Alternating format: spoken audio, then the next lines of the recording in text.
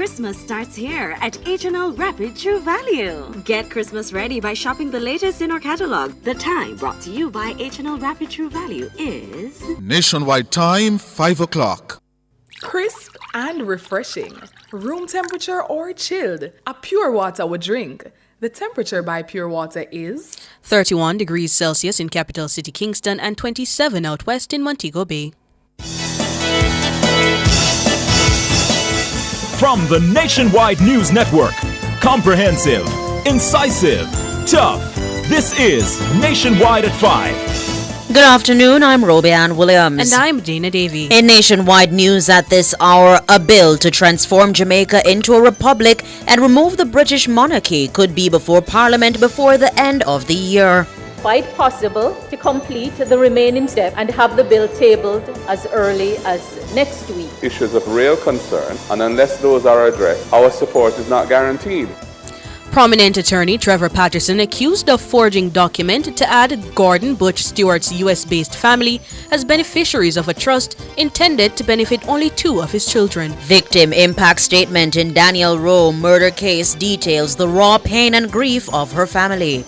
Case of possession of ammunition against laborer collapses due to dishonest police officer. 3 inmates at the Buff Bay Police lockup in Portland charged with the murder of another inmate. In news from the rest of the world, Bahamas police to check bank accounts of its members following the U.S. indictment of security personnel for drugs and gun-running charges. South Korea president says he will lift martial law he announced hours before. In headline sports, Bangladesh beat West Indies by 101 runs in the second test at Sabina Park. And later in our broadcast, in our cover story at 5:35, should there be legalization to criminalize the willful transmission of HIV? We'll hear from Policy Advocacy Officer at the Jamaican Network of Seropositives, J. Mar Johnson, and Attorney Bert Samuels.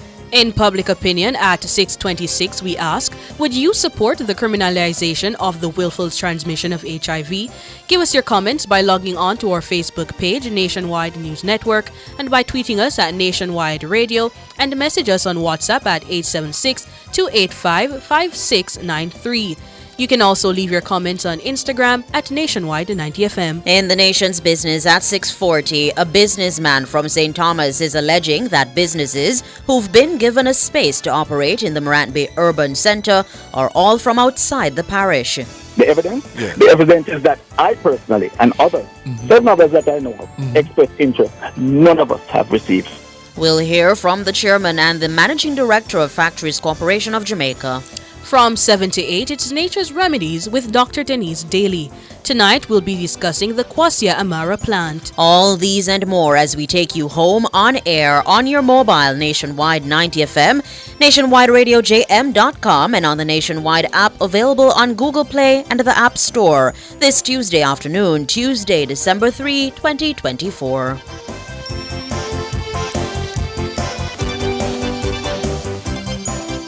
News at 5 is brought to you by KFC's Festive Feast. Crunch the holidays with a KFC Family 12 bucket and try KFC's new dessert biscuits. KFC, it's finger-licking good. If it's news, it's got to be Nationwide 90 FM. Now to the details. A bill to transform Jamaica into a republic and remove the British monarchy as its head of state could be before Parliament before the end of the year. Legal Affairs Minister Marlene Malahoo Fort provided an update on the constitutional reform process in the House of Representatives today. Siobhan Campbell tells us more. While not a certainty, the Legal Affairs Minister sought to assure Jamaicans that the significant legislative push toward republic status was now far advanced. Mrs. Marlene Malahoo Fort told the House that a final bill to rid Jamaica of the British monarchy could be tabled in the coming weeks. I am pleased to inform this Honourable House and the people of Jamaica that review of the bill to amend the Constitution is far advanced. It is quite possible to complete the remaining step and have the bill tabled as early as next week. Before the Christmas break, possible. Madam Speaker, the proposed bill contains 36 clauses, a new Chapter 9A for a proposed Section 134A, a fourth schedule for national item. The current thrust toward republicanism started with the creation of a constitutional reform committee in 2022. While the reform process remains ongoing, Mrs. Malahoo Ford says the bill will focus on the national goals on which both political parties have reached a consensus. Chief among them is the adoption of a non-executive president. The bill is intended to achieve national goals about which there is no dispute on either side of the parliamentary aisle or within the political party, to the best of my knowledge. When passed into law, the bill will allow for the Constitution of Jamaica to be put in proper form as the supreme law of the land. When passed into law, the bill will also abolish the constitutional monarchy and replace the hereditary monarch of England with a Jamaican president as Jamaica's formal head of state, thereby transitioning Jamaica to a republic. The bill will also entrench the Electoral Commission of Jamaica in the Jamaican Constitution and provide clarity on Jamaican citizenship. However, Minister Malahoo Ford reminded the Parliament that there's still a lengthy process ahead before the bill can be made into law. She says it will also require bipartisan support from both political parties to have any hopes of success.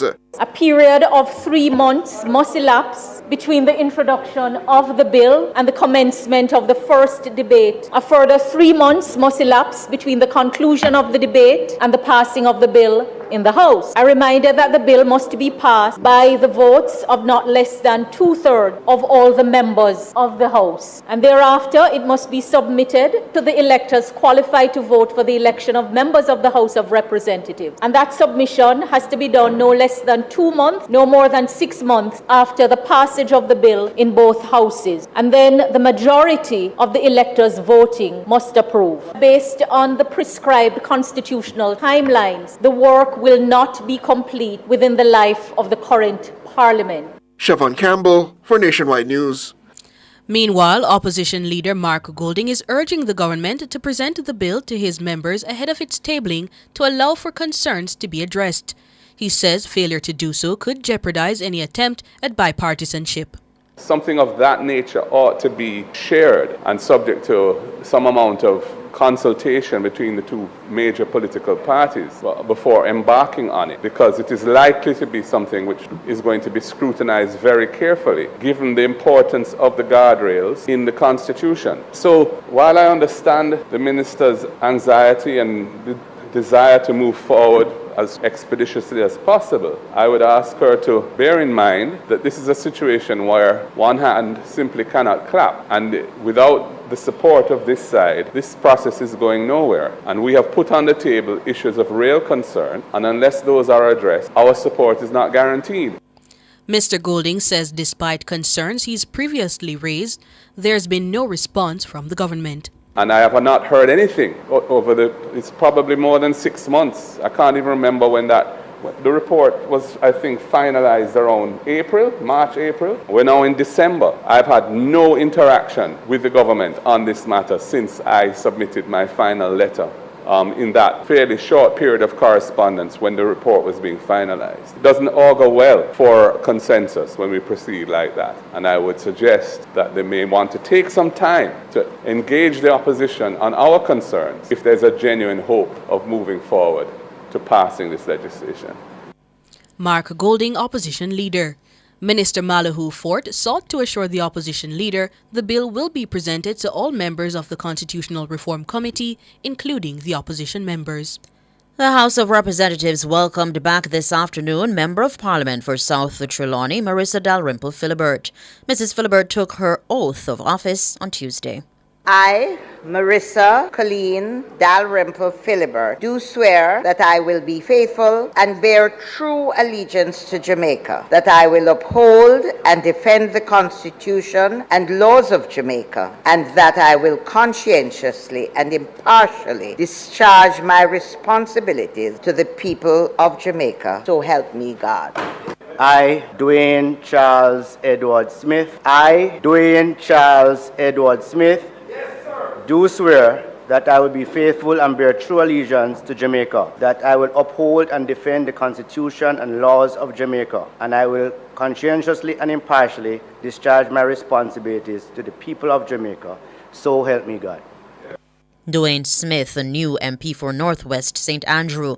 Both MPs won their respective by-elections held on November 22. Mr. Smith succeeds former MP and Finance Minister Dr. Nigel Clark, who departed the island to take up a new post as Deputy Managing Director of the International Monetary Fund. Mrs. Dalrymple Philibert resigned as Speaker of the House of Representatives and MP in September of 2023. This followed charges laid against her by the Integrity Commission due to inaccuracies in her statutory declarations. The MP at the time admitted to what she called a genuine error. The matter remains before the court. Leader of Government Business in the House, Edmund Bartlett, welcomed both MPs to the House. And particularly, I'd like to, on behalf of all the members of the House, to welcome back Marissa Colleen Dalrymple Philibert, who has graced this chamber with her presence for a number of years before and has distinguished herself not only as a parliamentarian but also a Speaker of the House. And certainly we are anticipating a very powerful and strong tenure as she replaces her position from the wonderful constituency of Southern Trelawney. Edmund Bartlett, Leader of Government Business in the House of Representatives. A prominent attorney, Trevor Patterson, has been accused of forging a document to add the U.S.-based family of Hotel Mogul Gordon Butch Stewart as beneficiaries of a trust intended to benefit only two of his children. The stunning accusation was made in an affidavit filed in Jamaica's Supreme Court by Mr. Stewart's son, Adam. This as the dispute over the lack of progress in administering the estate of the late Hotel Mogul intensifies. Norgay Banton has more in this report. The affidavit was filed on November 20 this year in support of an application by Adam and his siblings, Jamie Stewart McConnell and Brian Jardim. Adam is CEO of the Sandals and ATL groups. In the years leading up to Butch Stewart's death, he was publicly seen as being groomed as his father's successor. Trevor Patterson is a senior attorney at the law firm Patterson Mayer Hamilton and was Butch Stewart's personal attorney. He's also among 4 executors of Mr. Stewart's estate. Adam, Brian, and Jamie, who are based in Jamaica, told the court that since their father's death in January 2021, no progress has been made in administering his estate according to his wishes.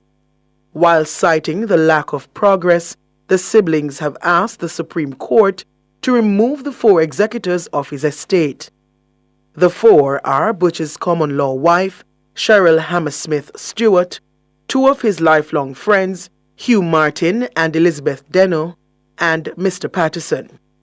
The Stewart siblings told the court that they've lost trust in Cheryl and Patterson's ability to fairly administer their father's estate and are seeking to have the administration conducted as quickly as possible. Citing the findings of 2 international experts, Adams says there's overwhelming evidence that Patterson forged a document to alter Butch Stewart's wishes. According to Adam, it appears, subject to evidence to the contrary, that Mr. Patterson's support of the interest of Butch Stewart's U.S.-based family and one of their siblings, Bobby Stewart, has driven the attorney to falsify and backdate to 2019 a draft deed including them as beneficiaries of a trust that was intended to benefit only him and his sister Jamie. The Sandals and ATL boss said an e-disclosure specialist reviewed the draft deed which was submitted by Patterson. And the findings are stunning. According to Adams' affidavit, quote, the metadata report shows that the draft deed sent by Mr. Patterson to the trustee on October 5, 2021 was in fact created and later modified for 31 minutes by Trevor Patterson on January 10, 2021. That is 6 days after my father's death and not in 2019 as stated in Mr. Patterson's letter or at any point prior to my father's death. end quote. It added that Adam's attorney instructed a digital forensics specialist who has 20 years of experience, a doctorate in computer science, and operates a company based in the United Kingdom to do a further review of the draft deed, and the same findings were arrived at. Adam told the court that the conclusion in the digital specialist's report stated that Trevor Patterson amended the draft deed 6 days after Butch Stewart died to add 6 beneficiaries, including Cheryl Hammersmith Stewart and Bobby Stewart. Adam further told the court that another UK-based digital forensics expert engaged on October 31 this year also confirmed the damning findings. According to Adam, quote, "It is of deep concern to me that Mr. Patterson has apparently knowingly and dishonestly fabricated a document to the detriment of Jamie and me, who are the sole beneficiaries of the trust," end quote. Adam told the court that he's concerned that Patterson misrepresented Butch Stewart's wishes in an egregious way, and the attorney cannot be trusted to discharge his duties as executor in a fair way, at least without careful discretion from the court. Adam further told the court that Mr. Patterson had promised to respond to the findings of the digital specialists by way of affidavit, but has not done so to date. Nora Gay Banton for Nationwide News. And just before news time, Mr. Patterson released a statement responding to Adam Stewart's affidavit. We will have that story in a subsequent newscast. You're listening to Nationwide News at 5. More news after these.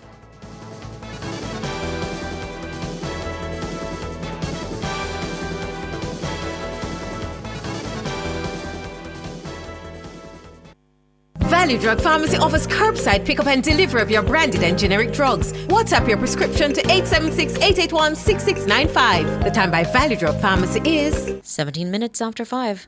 Rentokil Initial is the expert in pest control, air purification, and hygiene services.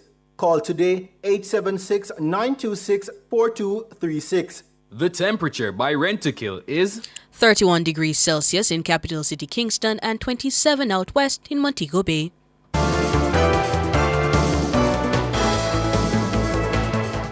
Continuing the news. Raw grief and pain filled the courtroom on Monday as the victim impact statements of Daniel Rose's mother and sister were read during the sentencing hearing for Coyote Satchel. Satchel pleaded guilty to the abduction and murder of 8-year-old Danielle in 2023. Robin Williams tells us more. Daniel's mother, Sudine Mason, described the devastating toll her daughter's death has taken on her life. She explained the constant pain and flashbacks that haunt her daily. Quote, "Honestly, my baby is gone, and I am devastated. I wonder at which point she realized she was in danger." She shared, recounting how she often replays the tragedy in her mind. Nana, as Daniel was affectionately called, was abducted from Brayton Primary School in Portmore, St. Catherine on June 8 last year. She was found later that day on Roosevelt Avenue in St. Andrew. Her throat was slashed. The child died at the Bustamante Hospital 2 days later. Her mother recalled seeing her in the hospital. Quote, "I felt a sharp pain in my belly. I can still smell her blood. The image I have in my head is when I saw her head swelling and a neck brace around her neck. There is no comfort in the way Nana was killed. I wonder if her last memories were of fright." End quote. Mason said her grief has led to severe depression, forcing her to leave her job. She revealed that on Sundays, she'd visit Daniel's graveside just to vent and cry. She also revealed how Daniel's death has affected her other children. Quote, "They're scared to go anywhere. My first daughter slit her wrist 4 times. My son asks for his sister every day and won't go to the bathroom alone because he says he's scared the lady will take him too. He would leave some of his food and say he's leaving it for Nana. He picks out toys for her." End quote. Despite counseling, Mason admitted that the family continues to struggle. "It's extremely painful to think of a future without Nana. Life will never be the same. She was taken from me, and I can never get her back." End quote. Daniel's 17-year-old sister gave a tearful statement expressing the lasting trauma of losing her sibling. Quote, "Me traumatized. Every day me look, me see my lifeless sister body. It mash me up, make me even a pray for arm myself for the which part she dey. Every day me wake up, me want dead." While reading the statement, the court clerk could be observed wiping his eyes. The teen recalled the morning Daniel asked her to walk with her to school, a memory that now brings deep regret. "If my sister never begged me for follow her go school the morning, me wouldn't see back my sister so till me see her upon life machine. You know how that feel? You know how it feel for somebody where you love lay down lifeless?" She continued. "The woman take her from school, somewhere where she think she did safe. Every time I think about my sister, me just see the image with her at the hospital. All of this mash up my meds, it damage me for life." As Satchel's sentencing looms, the family's statements underscored the profound loss and trauma they continue to endure. Sentencing is scheduled for December 20. Robeanne Williams for Nationwide News. World in a Minute is brought to you by ABC Electrical Sales. We make things as easy as ABC. Hose assembly and supply, equipping Jamaica for success. And Charles O'Connor Consulting Network, COCN, driven by international accounting standards, modern technology and integrity. The World in a Minute.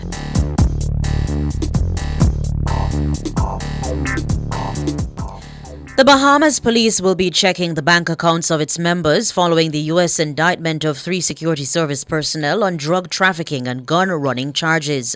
The chief police inspector responsible for airport security and a Coast Guard's chief petty officer have been arrested in the United States on drug trafficking charges. A police sergeant is also among 11 Bahamians named in the U.S.'s indictment that alleges that they were involved in the movement of tons of South American cocaine and guns through the Bahamas to the U.S. Police Commissioner Clayton Philander says senior officers will also have to undergo periodic lie detection tests.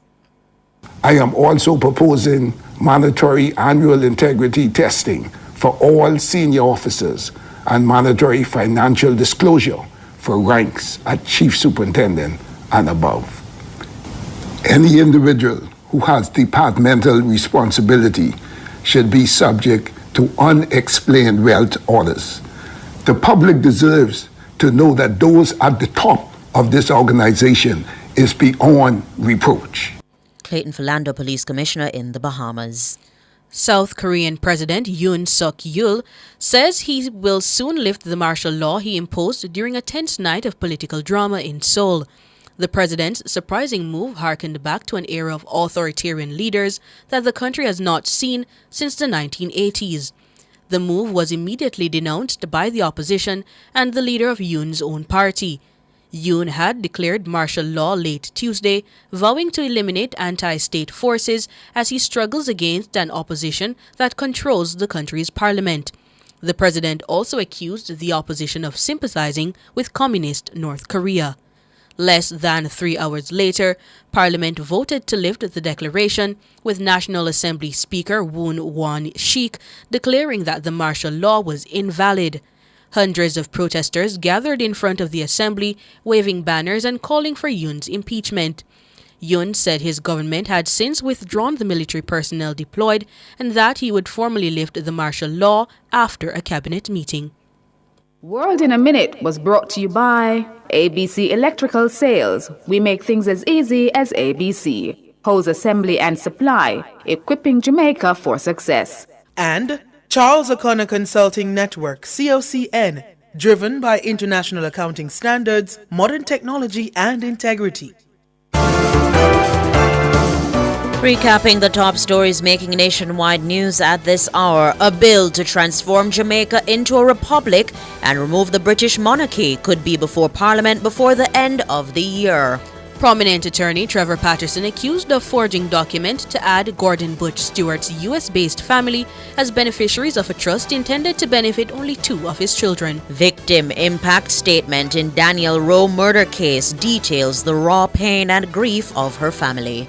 I'm Robeanne Williams. And I'm Dana Davey. You can find the news on our website at nationwideradiojm.com and on the Nationwide app Available on Google Play and the App Store. News next, the headlines at 6.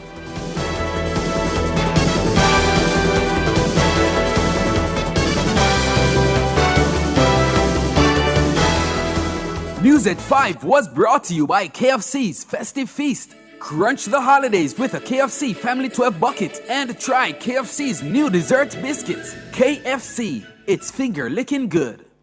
Is your money idling when it could be thriving? With CIBC Caribbean's fixed deposit offering, you can take charge of your cash. With 50,000 Jamaican to start, choose terms from 30 days to 2 years. Lock in your funds and enjoy premium rates guaranteed to grow your wealth. Whether you're eyeing short or long-term gains, our fixed deposit account puts you firmly in control of your money. Now is the time to open a CIBC fixed deposit account and start earning more today. CIBC, ambitions made real.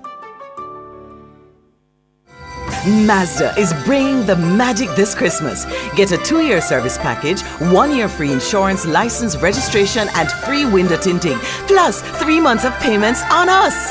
But hurry, deal ends December 31. Conditions apply. Mazda, more style, more value, more smiles per mile. Sports at 5 is brought to you by Total Tools. They almost always have it.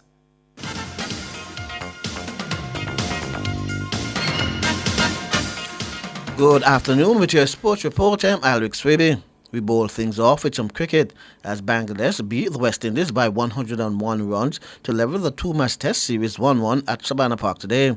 The win represents Bangladesh's first victory in the Caribbean in 15 years. Chasing 287 to win, the Windies were bowled out for 185.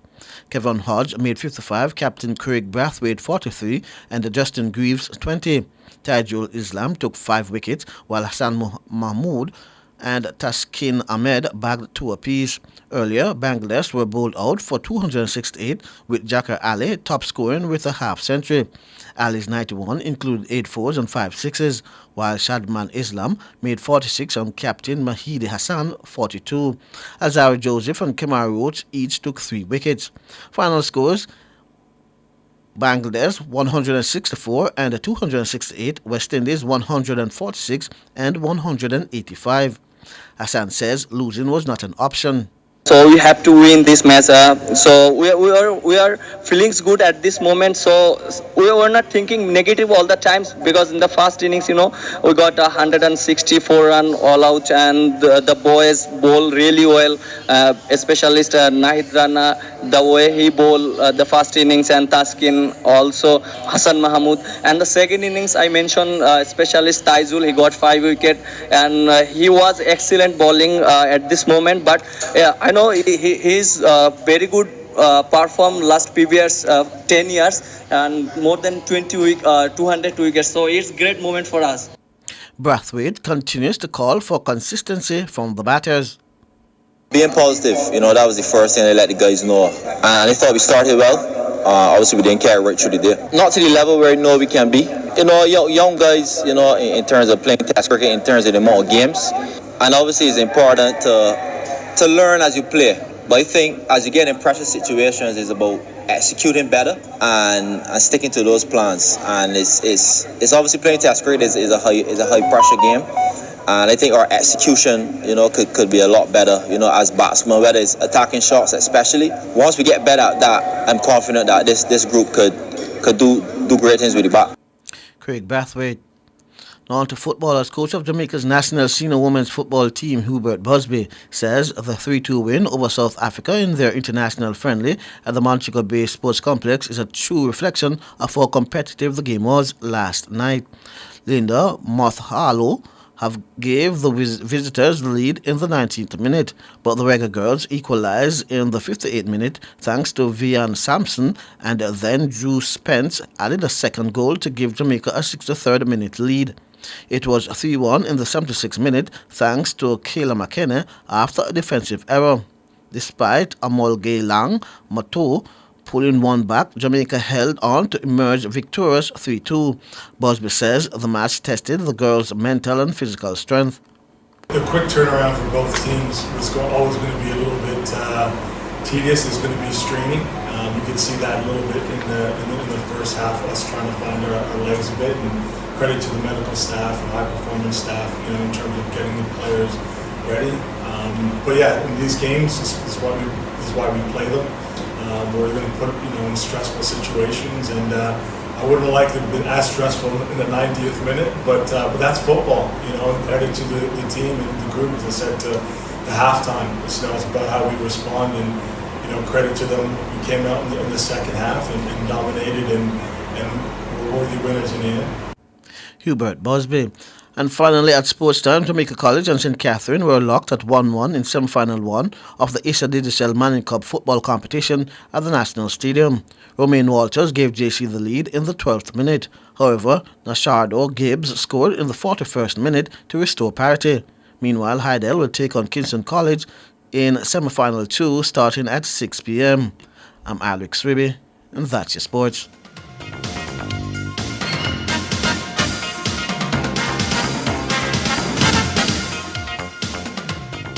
Sports at 5 was brought to you by Total Tools. They almost always have it. Since 2016, 156,000 more Jamaicans are working. This is more than any other time in our history. Your government is caring for you. The time brought to you by the Office of the Prime Minister is 5:31. I don't have no time for whole heap of paperwork. That's why I downloaded and signed up for my One Jane Passport app. Get it all in one go. Download and sign up now. The temperature by the One Jane Passport app is 31 degrees Celsius in City Kingston and 27 in Montego Bay.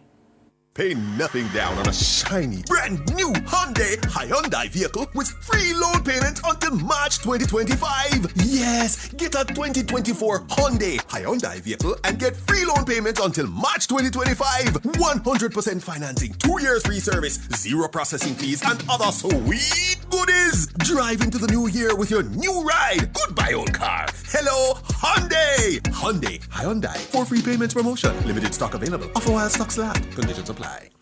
It's the Answers Grand Prix Christmas Bonanza Sale. Get up to 50% off when you claim your discount at Answers Gifts and Home and Answers for Children. Answers Grand Prix Christmas Bonanza Sale. Now on till Saturday, December 14.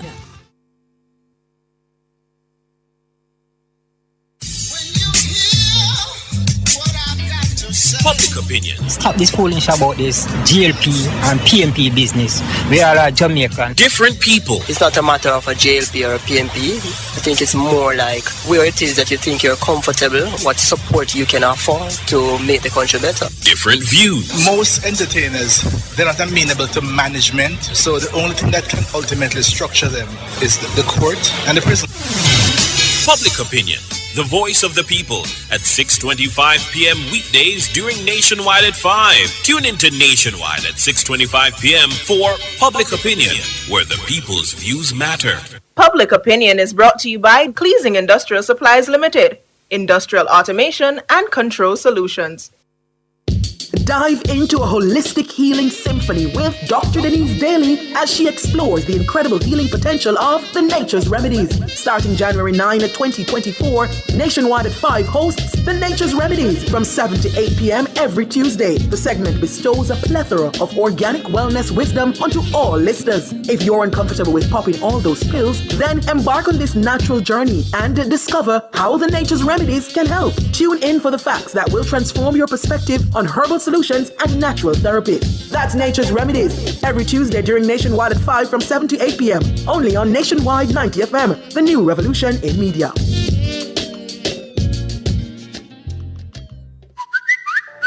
News on the go. The latest stories from Jamaica and around the world are literally a finger tap away. Keep up to date with Teen Revolution 24 hours a day online via nationwideradiojm.com.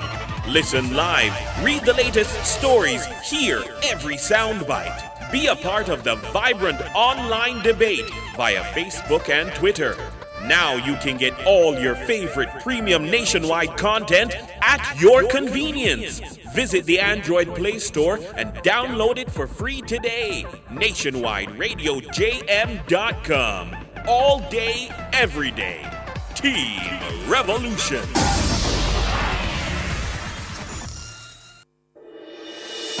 Tune in to Nationwide 90 FM, the new revolution in media. Stay ahead of the curve with our cutting-edge reporting and accurate breaking news coverage. We are having an earthquake.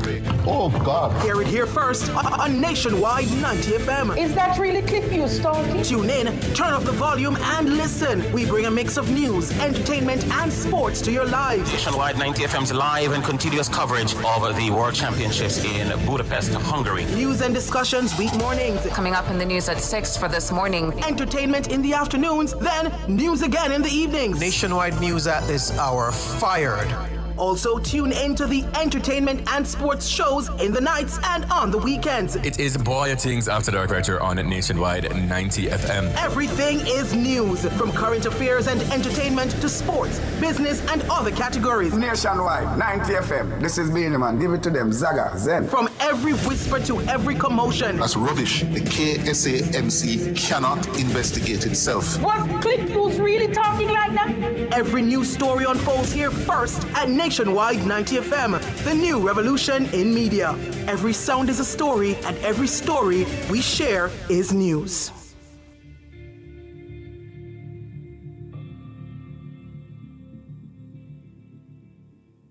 Cover Story is brought to you by Hyundai. Modern, premium, affordable vehicles. Pay nothing down on a shiny, brand new Hyundai vehicle with free loan payments until March 2025. Yes, get a 2024 Hyundai vehicle and get free loan payments until March 2025. 100% financing, 2 years free service, 0 processing fees, and other sweet goodies. Drive into the new year with your new ride. Goodbye, old car. Hello, Hyundai. Hyundai. 4 free payments promotion. Limited stock available. Offer while stocks last. Conditions apply.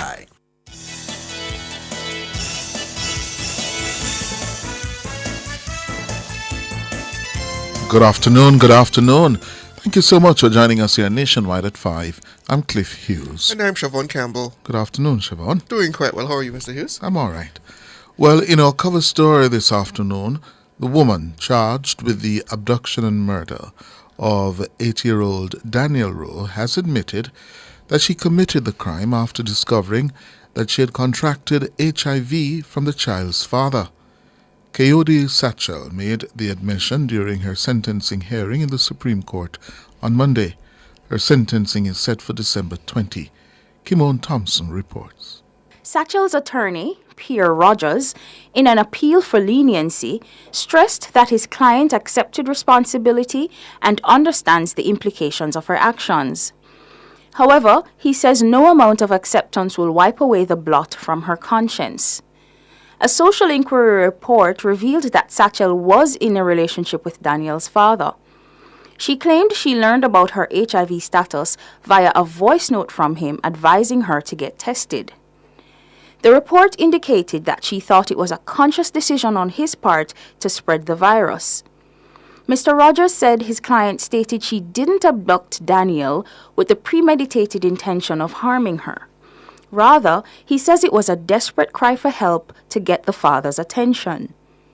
According to Mr. Rogers, on the day the child was taken, Satchel made calls to Daniel's mother, father, and even the Greater Portmore Police Station seeking intervention.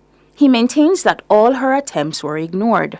Mr. Rogers submitted, she said she was tired and frustrated, and that caused her to do what she did. Satchel's attorney presented several mitigating factors, including that his client had suffered a miscarriage during her second trimester of pregnancy, and she had lost her job and her place of residence. He highlighted that Satchel's psychiatric evaluation found that she was struggling with an adjustment disorder. He pointed to her previously clean criminal record and a history of gainful employment. Mr. Rogers urged the court to consider rehabilitation. He said, she regrets her actions and the pain caused. She deserves punishment, but also a chance at rehabilitation. The lawyer suggested a sentence ranging from 30 to 35 years with credit for time already served since her arrest in April 2023. He added, she remains a human. She deserves punishment, but she's also somebody worthy of care. This is someone who has failed, made a tragic mistake, who regrets her action and the pain she has caused. someone who wants to be better. Her acknowledgement and her regret are the first steps down the road towards rehabilitation. As she was led away from the courtroom, Satchel broke down in tears. The 32-year-old pleaded guilty to the abduction and murder last month. The presiding judge will now weigh the aggravating and mitigating factors before delivering sentence. Kimone Thompson for Nationwide News. Thank you, Kimone. Well, this afternoon we'll be discussing whether there should be legislation to criminalize the willful transmission of HIV. And we'll be having that discussion with Policy and Advocacy Officer for the Jamaican Network of Seropositives, JN+, Jamar Johnson, and attorney Bert Samuels. Mr. Samuels is the lawyer representing the mother of Daniel Rowe. Good afternoon, gentlemen. Good afternoon. Good afternoon. Good afternoon. To you and your listeners. Good afternoon. Let me begin by finding out where you both stand on this issue, whether there should be legislation to criminalize what is being termed the willful transmission of HIV. Mr. Johnson? So the position of the Jamaican... Thank you for having me. You're welcome. Apologies. Thank you for having me. The position of the Jamaican Network of Seropositives is that there is already provisions in the law that deals with willful transmission of HIV as a criminal act. The Offences Against the Persons Act, Section 20 and Section 22, talks about grievous bodily harm, and as according to case law, specifically a case in 2016, 2018, somewhere there, where somebody was charged under the same act, right? So the position of the Jamaican Network of Seropositives is that there is already an existing legislation that covers willful transmission of HIV. We are against a specific law that criminalizes willful transmission of HIV because it further fuels stigma and discrimination, and it further fuels or deters persons from being tested. No, that does not mean that we don't believe that person who intentionally passed on the virus should not face the consequences of their actions. If that's the case, then they absolutely should. But we are saying that there are already provisions for that, and there's no need for a specific new law.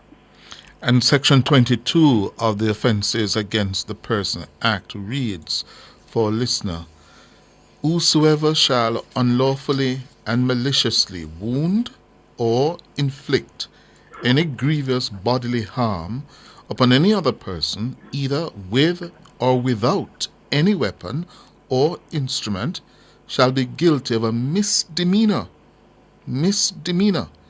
and, being convicted thereof, shall be liable to be imprisoned for a term not exceeding 3 years, with or without hard labor. So that is the section of the Offences Against the Person Act you are relying on, Mr. Johnson. Right, but there's also Section 20 that further elaborates, but both sections practically cover it. Mm-hmm. Yes. Bert Samuels, where do you come down on this? Without hesitation, yes. Specific laws should be passed. I heard my friend, but I don't think that 22 contemplated HIV. We are trying to fit it into that old law. There should be specific laws about it. Yes. And that it should be criminalized, and I think the 3 years is extremely inappropriate. Because if you intentionally do that, it's horrible. You remember, Cliff, that when the HIV just came around, it was a death sentence because the medications were not yet advanced. Yes. So we were in that perilous time, and therefore this section was long before that perilous time. So it's clear that it did not contemplate. This section did not contemplate HIV because you couldn't give 3 years to a person who gave you a death sentence. So your contention is not necessarily that it would not cover the offense itself, but that the term of imprisonment would not be sufficient. Yes, and it didn't contemplate HIV. We're trying to fit it into it, but it didn't contemplate HIV. What do you say to that, Mr. Johnson? If the challenge then is the term, then change the term. But so elongate the term, if you will. But again, we maintain that there is no need for a specific law. And as I mentioned, there was a case in recent time, about 2018, where a man was charged under the same act, and this argument was put forth by then Director of Public Prosecution, Paula Llewellyn, right? So she argued that it is the fact that this is considered grievous bodily harm. No, it's 3 years too little of a time for intentionally transmitting HIV, then we can argue that. So the issue then is not so much that the law doesn't cover it. The issue is that the time may not be sufficient as we estimate, and we can have that conversation. But even let's do a case study, for example, of Canada, who would have criminalized exposure and willful transmission of HIV. And in years coming, they are now in the process of repealing that law because it had several side effects.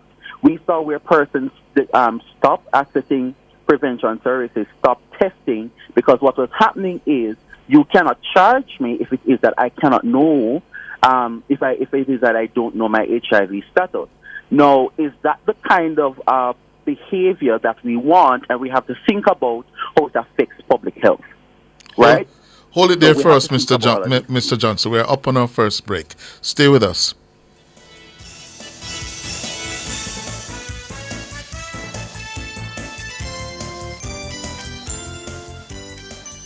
Clearing personal, non-commercial shipments at the port? Avoid the wait. Request a contactless clearance through your agent today. It's more efficient. It's secure. The time by the Jamaica Customs Agency is 5:46. Label Crafts Jamaica Limited offers exceptional finishes that will make your product extraordinary at an affordable cost. The Temperature, brought to you by Label Crafts Jamaica Limited. The #1 choice for label printing is 31 degrees Celsius here in the capital city, Kingston, and 27 out west in Montego Bay. KFC festive feast for the holidays. Full of power with my friends and my family. KFC bucket of the flavor. Something for everybody, time for we celebrate. 12 piece of chicken so delicious. Fries, biscuits, coleslaw, mashed potatoes, and the Pepsi. Crunch the holiday with KFC. It's the festive feast for you and Crunch the holidays with the KFC festive feast. 12 pieces of delicious chicken, sides, and a 2-liter Pepsi. Try our new KFC dessert biscuits. KFC, it's finger licking good.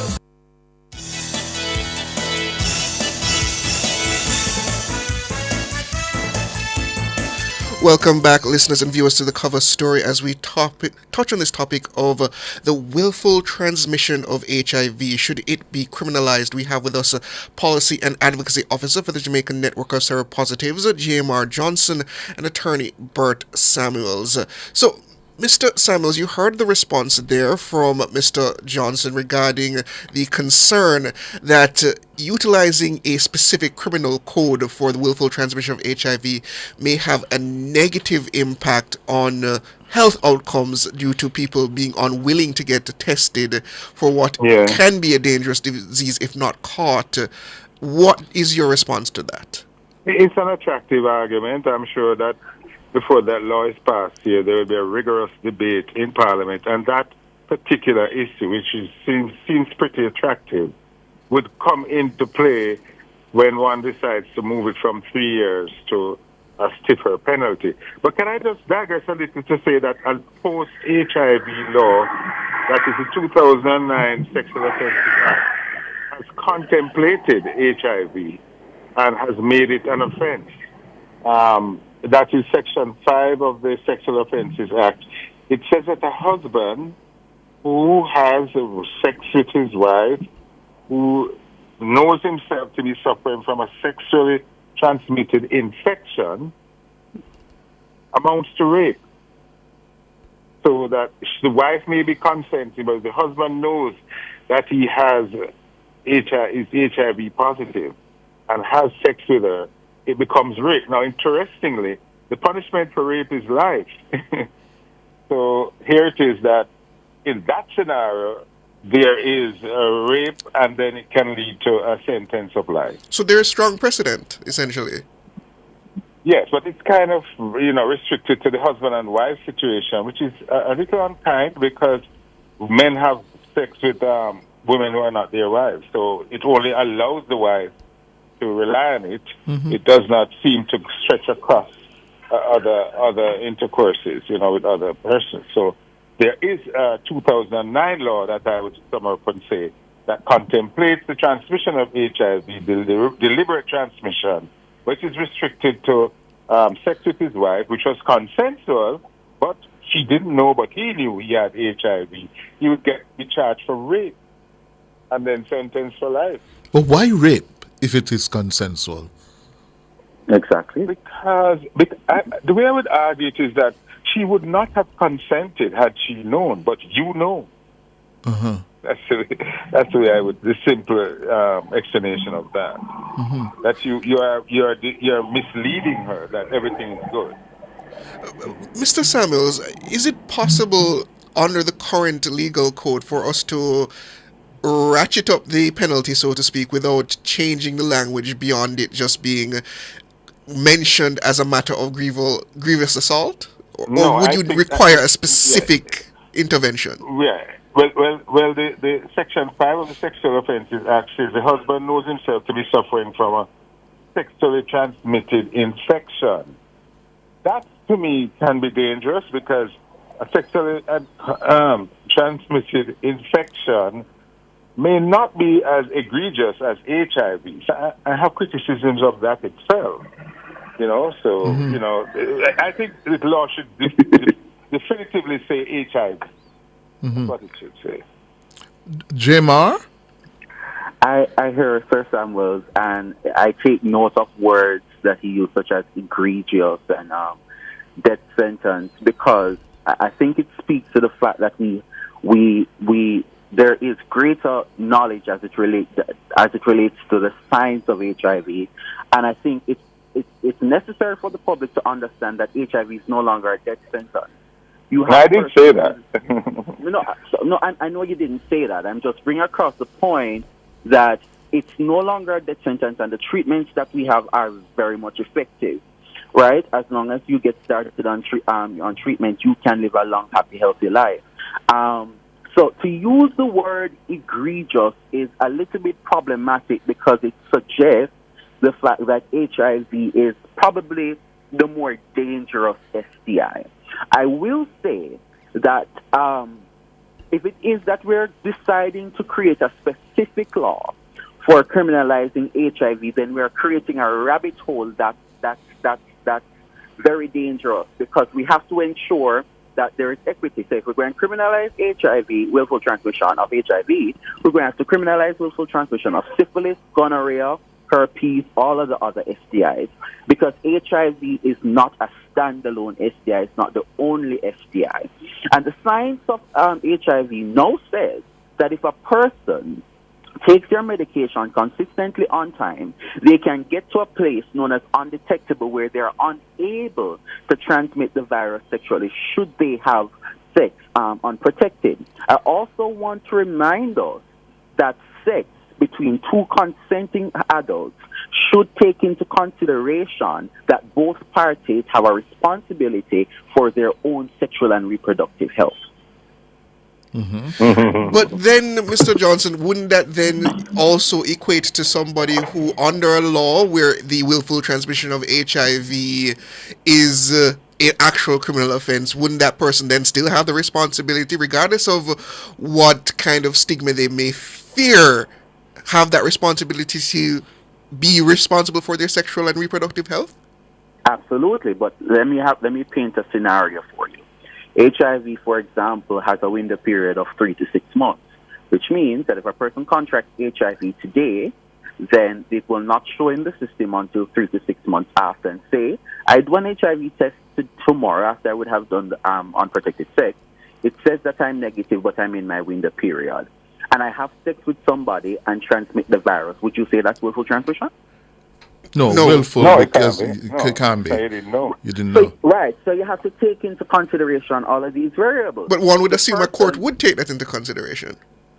So the person would have to prove, one, that they would have gotten an HIV test done before it would have been negative. So there are a lot of nuances that you have to take into consideration. You have to take into consideration the window period.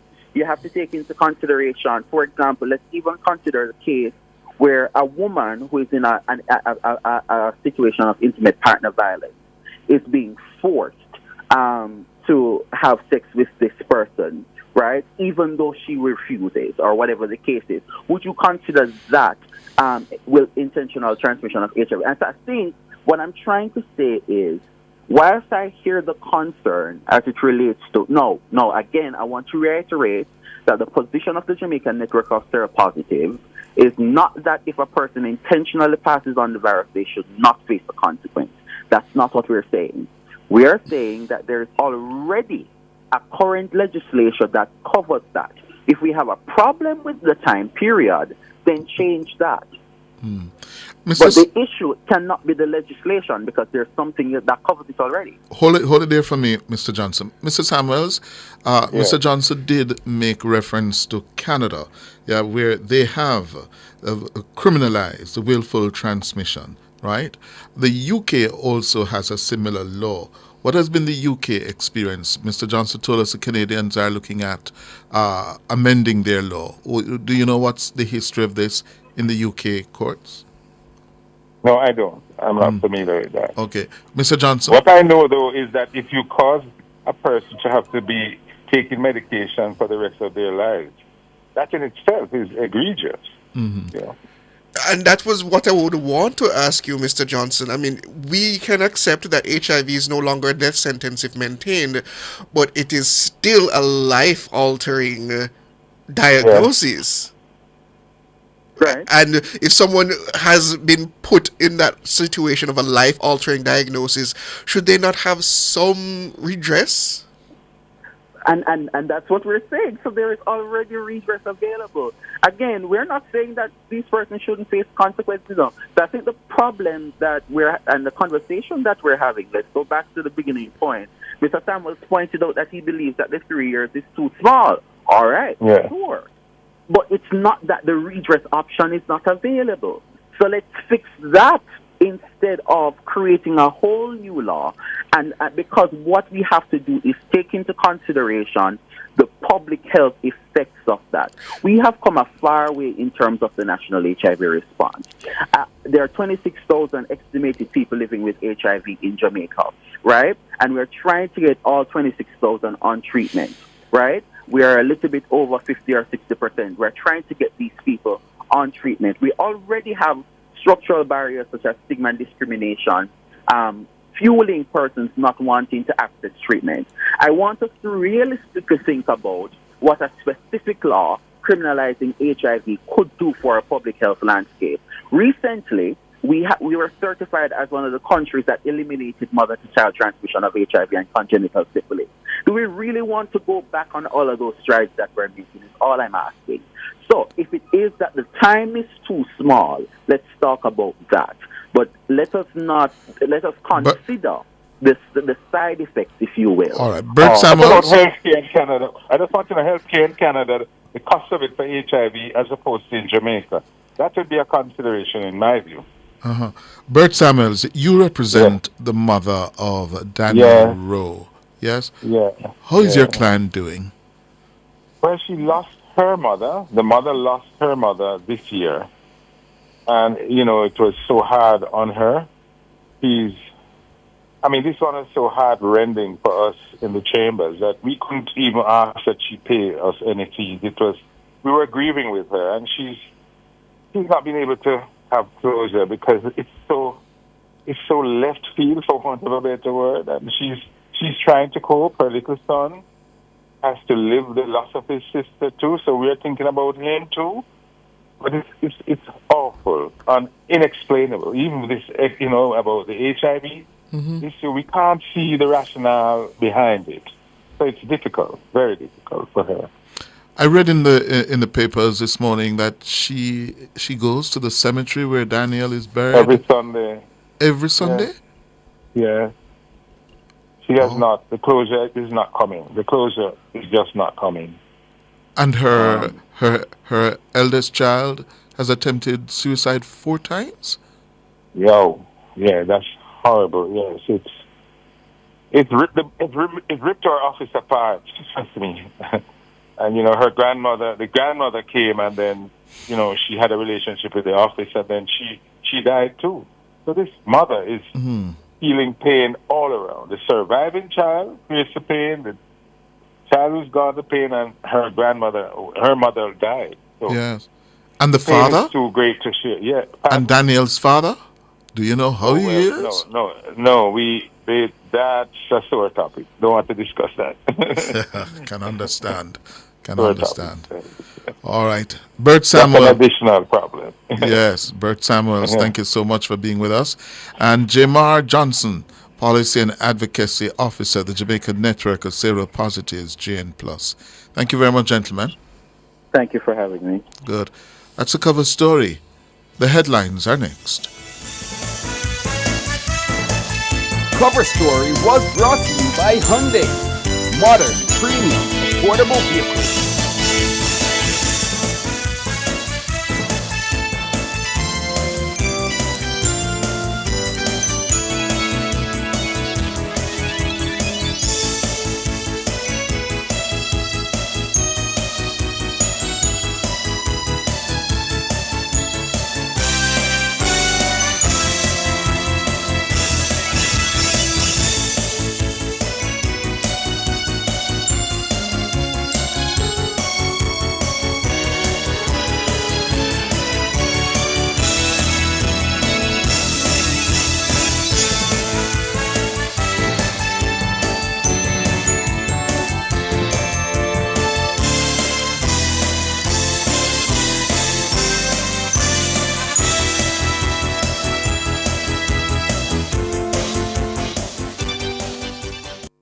The time brought to you by Guardian Life. Live secure, live easy is 6:01.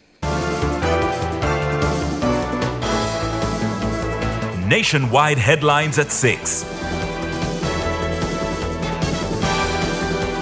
Good evening. With the headlines at 6, I'm Nora Gay Banton. A bill to transform Jamaica into a republic and remove the British monarchy as its head of state could be before Parliament before the end of the year. Legal Affairs Minister Marlene Malahoo Fort provided an update on the constitutional reform process in the House of Representatives today. While not a certainty, the Legal Affairs Minister sought to assure Jamaicans that the significant legislative push toward republic status was now far advanced. Mrs. Malahoo Fort told the House that a final bill to rid Jamaica of the British monarchy could be tabled in the coming weeks. I am pleased to inform this Honourable House and the people of Jamaica that review of the bill to amend the Constitution is far advanced. It is quite possible to complete the remaining step and have the bill tabled as early as next week, before the Christmas break, possible. Madam Speaker, the proposed bill contains 36 clauses, a new Chapter 9A for a proposed Section 134A, a fourth schedule for national item. The current thrust toward republicanism started with the creation of a Constitutional Reform Committee in 2022. While the reform process remains ongoing, Mrs. Malahoo Fort says the bill will focus on the national goals on which both major political parties have reached a consensus. Chief among them is the adoption of a non-executive president. The bill is intended to achieve national goals about which there is no dispute on either side of the parliamentary aisle or within the political party, to the best of my knowledge. When passed into law, the bill will allow for the Constitution of Jamaica to be put in proper form as the supreme law of the land. When passed into law, the bill will also abolish the constitutional monarchy and replace the hereditary monarch of England with a Jamaican president as Jamaica's formal head of state, thereby transitioning Jamaica to a republic. The bill will also entrench the Electoral Commission of Jamaica in the Jamaican Constitution and provide clarity on Jamaican citizenship. Meanwhile, opposition leader Mark Golding is urging the government to present the bill to his members ahead of its tabling to allow for concerns to be addressed. He says failure to do so could jeopardize any attempt at bipartisanship. Something of that nature ought to be shared and subject to some amount of consultation between the two major political parties before embarking on it, because it is likely to be something which is going to be scrutinized very carefully, given the importance of the guardrails in the Constitution. So while I understand the Minister's anxiety and the desire to move forward as expeditiously as possible, I would ask her to bear in mind that this is a situation where one hand simply cannot clap, and without the support of this side, this process is going nowhere. And we have put on the table issues of real concern, and unless those are addressed, our support is not guaranteed. Mr. Golding says despite concerns he's previously raised, there's been no response from the government. And I have not heard anything it's probably more than 6 months. I can't even remember when the report was, I think, finalized around March, April. We're now in December. I've had no interaction with the government on this matter since I submitted my final letter. In that fairly short period of correspondence when the report was being finalized. It doesn't augur well for consensus when we proceed like that. And I would suggest that they may want to take some time to engage the opposition on our concerns if there's a genuine hope of moving forward to passing this legislation. Mark Golding, opposition leader. Minister Malahoo Fort sought to assure the opposition leader the bill will be presented to all members of the Constitutional Reform Committee, including the opposition members. The House of Representatives welcomed back this afternoon Member of Parliament for South Trelawney, Marissa Dalrymple Philibert. Mrs. Philibert took her oath of office on Tuesday. I, Marissa Colleen Dalrymple Philibert, do swear that I will be faithful and bear true allegiance to Jamaica, that I will uphold and defend the Constitution and laws of Jamaica, and that I will conscientiously and impartially discharge my responsibilities to the people of Jamaica. So help me God. I, Dwayne Charles Edward Smith. I, Dwayne Charles Edward Smith, do swear that I will be faithful and bear true allegiance to Jamaica, that I will uphold and defend the Constitution and laws of Jamaica, and I will conscientiously and impartially discharge my responsibilities to the people of Jamaica. So help me God. Dwayne Smith, new MP for Northwest St. Andrew, and before him, Marissa Dalrymple Philibert. Both MPs won their respective by-elections held on November 22. Mr. Smith succeeds former MP and Finance Minister Dr. Nigel Clark, who departed the island to take up a new post as Deputy Managing Director of the International Monetary Fund. Mrs. Dalrymple Philibert resigned as Speaker of the House of Representatives and MP in September of 2023. This followed charges laid against her by the Integrity Commission due to inaccuracies in her statutory declarations. Those were the headlines at 6. I'm Nora Gay. Banton Sports is next.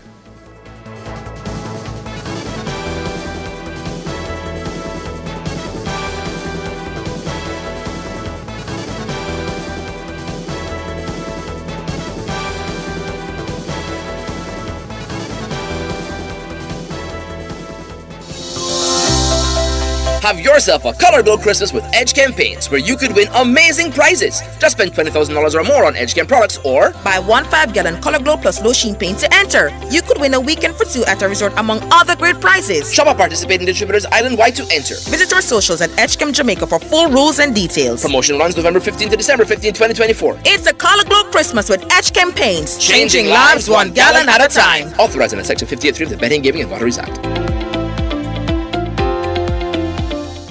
Shop and win a mega kitchen from Megamart. Spend $6,000 or more before GCT at any Megamart location and fill out the entry form provided for a chance to win a brand new stove, fridge, and microwave this Christmas from Appliance Traders Limited. Visit us on social media to win monthly prizes courtesy of Lasco, Grace Foods, and Facey Commodity Company Limited. Promotion runs from September 30 to December 6. Shop now to win a mega kitchen from Megamart. The best value by far. Conditions apply. Must be 18 years or older to enter. Authorized under Section 58.3 of the Betting, Gaming and Lotteries Act.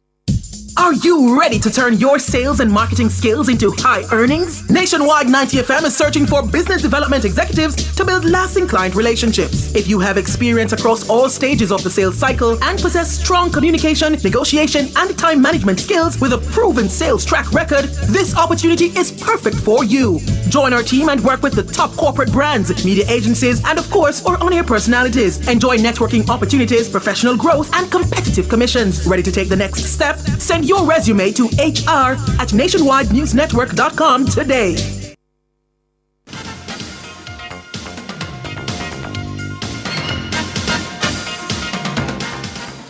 Good evening with your sports report. I'm Alex Raby. We bowl things off with some cricket as Bangladesh beat the West Indies by 101 runs to level the two-match test series 1-1 at Sabina Park today. The win represents Bangladesh's first victory in the Caribbean in 15 years. Chasing 287 to win, the Windies were bowled out for 185. Kevin Hodge made 55, Captain Craig Brathwaite 43 and Justin Greaves 20. Taijul Islam took 5 wickets, while Hassan Mahmood and Tashkin Ahmed bagged 2 apiece. Earlier, Bangladesh were bowled out for 268, with Jaka Ali top scoring with a half century. Ali's 91 included 8 fours and 5 sixes, while Shadman Islam made 46 and Captain Mahidi Hassan 42. Alzhir Joseph and Kemar Roach each took 3 wickets. Final scores: Bangladesh 164 and the 268, West Indies 146 and 185. Hassan says losing was not an option.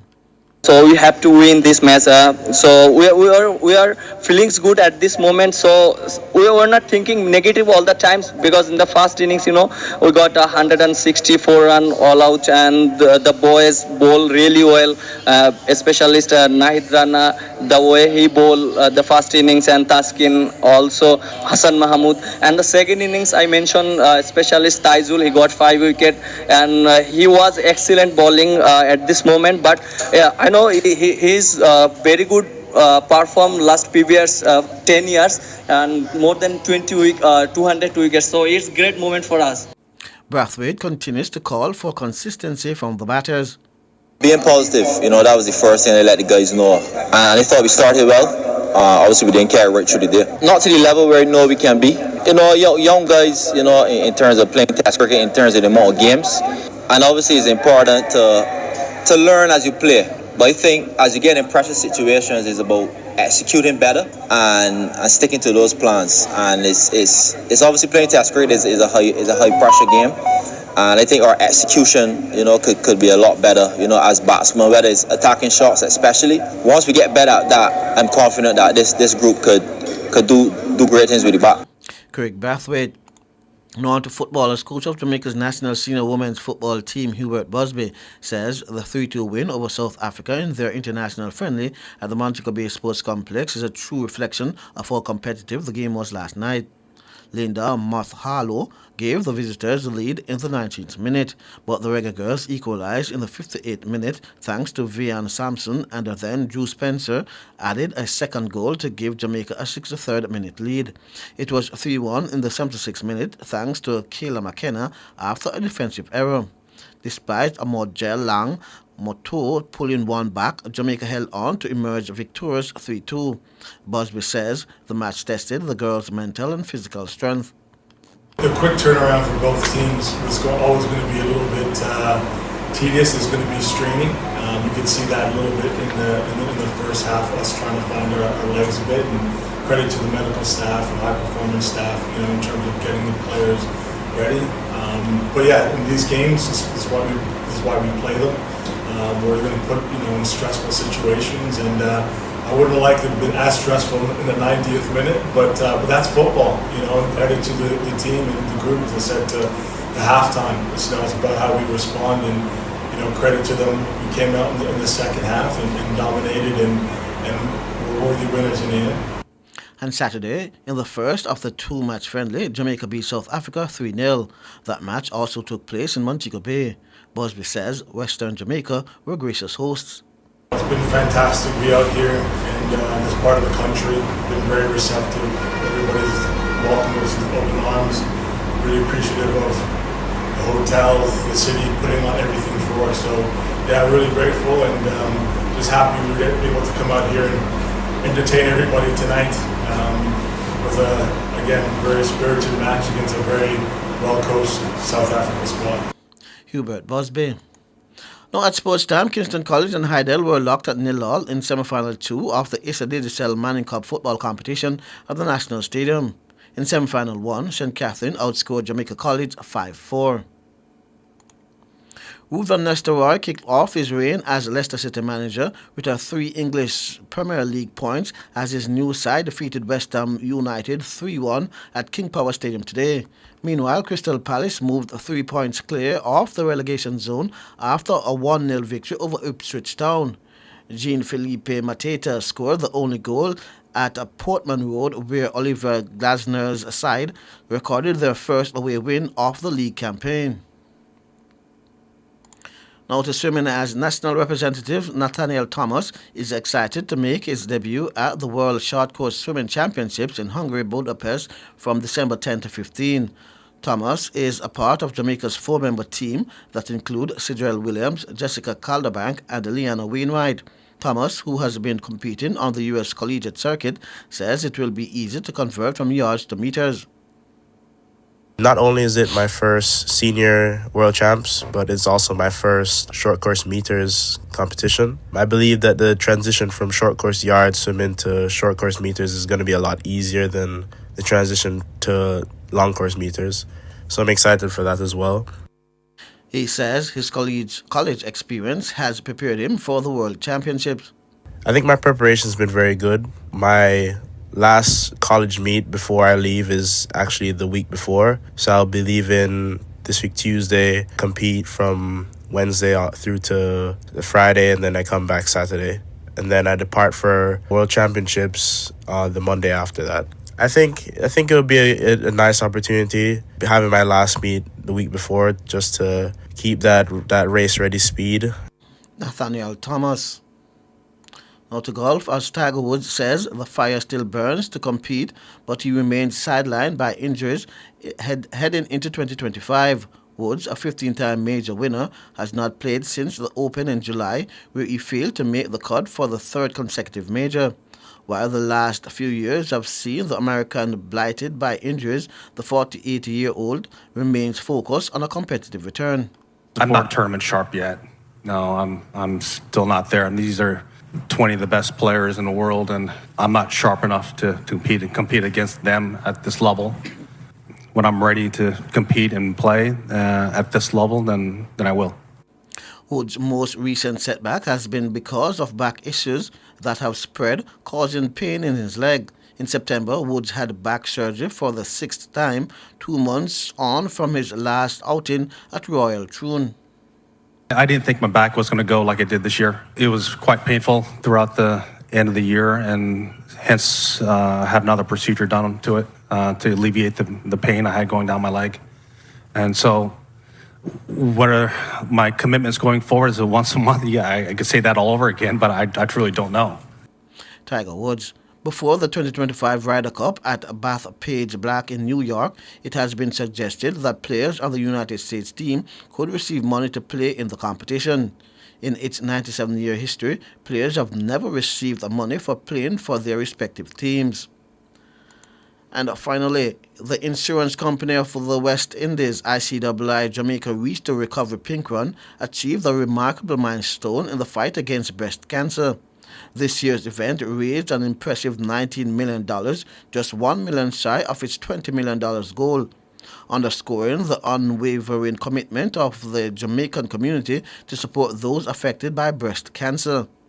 Funds raised will go directly towards providing critical resources such as treatment, counseling, and financial assistance to breast cancer patients and their families across the island. These funds will also help to expand access to early detection services, especially for women in rural areas where resources are often limited. The support shown by over 11,000 participants and the generous contributions from donors and sponsors will ensure that countless individuals will benefit from life-changing assistance.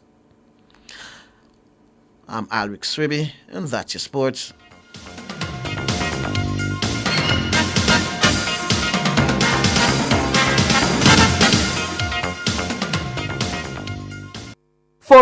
your scales and food processing equipment, call Advanced Scales and Equipment Limited at 876-968-9612 to 5. The time by Advanced Scales and Equipment Limited is 6:19.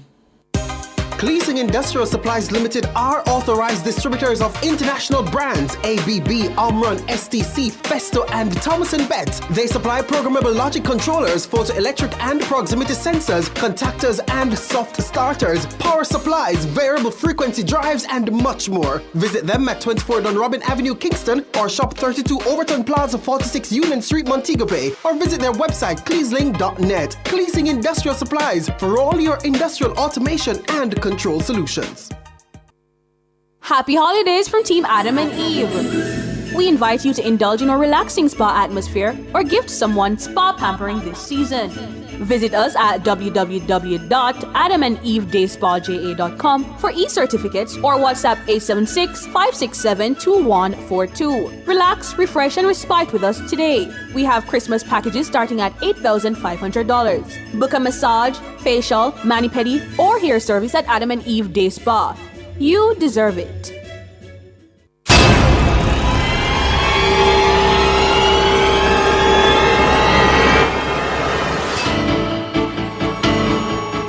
If it's in the public's interest, it's the nation's business during Nationwide at 5.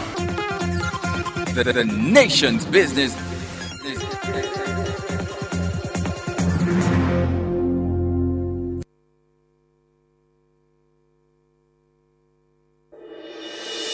Tune in to Nationwide 90 FM, the new revolution in media. Stay ahead of the curve with our cutting-edge reporting and accurate breaking news coverage. We are having an earthquake.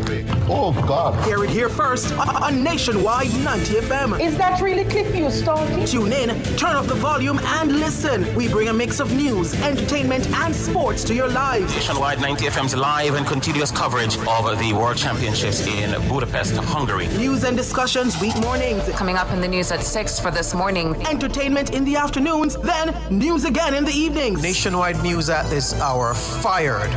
Also, tune into the entertainment and sports shows in the nights and on the weekends. It is Boy Things After Dark right here on Nationwide 90 FM. Everything is news, from current affairs and entertainment to sports, business, and other categories. Nationwide 90 FM. This is Beanie Man. Give it to them. Zaga, Zen. From every whisper to every commotion. That's rubbish. The KSAMC cannot investigate itself. Was Click News really talking like that?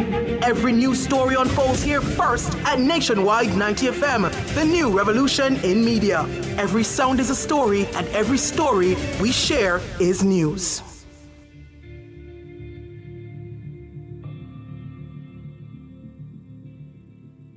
Public Opinion is brought to you by Cleasing Industrial Supplies Limited, Industrial Automation and Control Solutions.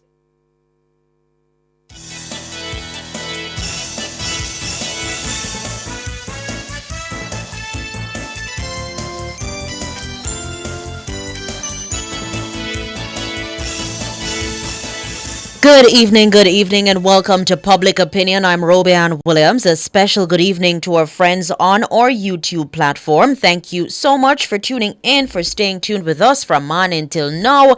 We invite you to weigh in live in the comment section on today's Public Opinion.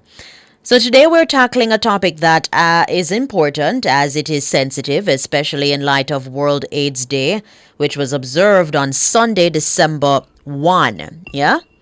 HIV/AIDS remains a critical public health issue globally, and conversations around prevention, stigma, and responsibility are as relevant as ever.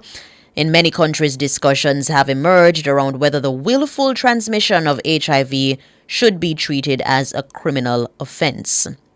Now, proponents argue that such laws could serve as a deterrent and promote accountability, while opponents warn of unintended consequences, including increased stigma and fear of testing. So in Public Opinion this evening, we're asking you, the people, would you support the criminalization of the willful transmission of HIV? And I'm going on our social media pages for those comments. For those of you who are on our YouTube, feel free to comment in the section, where you would normally comment. To the question, would you support the criminalization of the willful transmission of HIV? On Instagram, the Rebel Lady K is saying absolutely. Diamond Express is also saying yes. Rail Yardman saying definitely.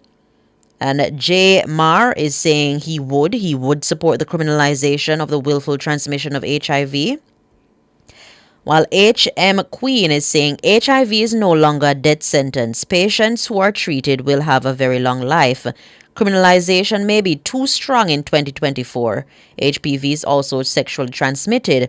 Would one consider criminalizing of HPV too?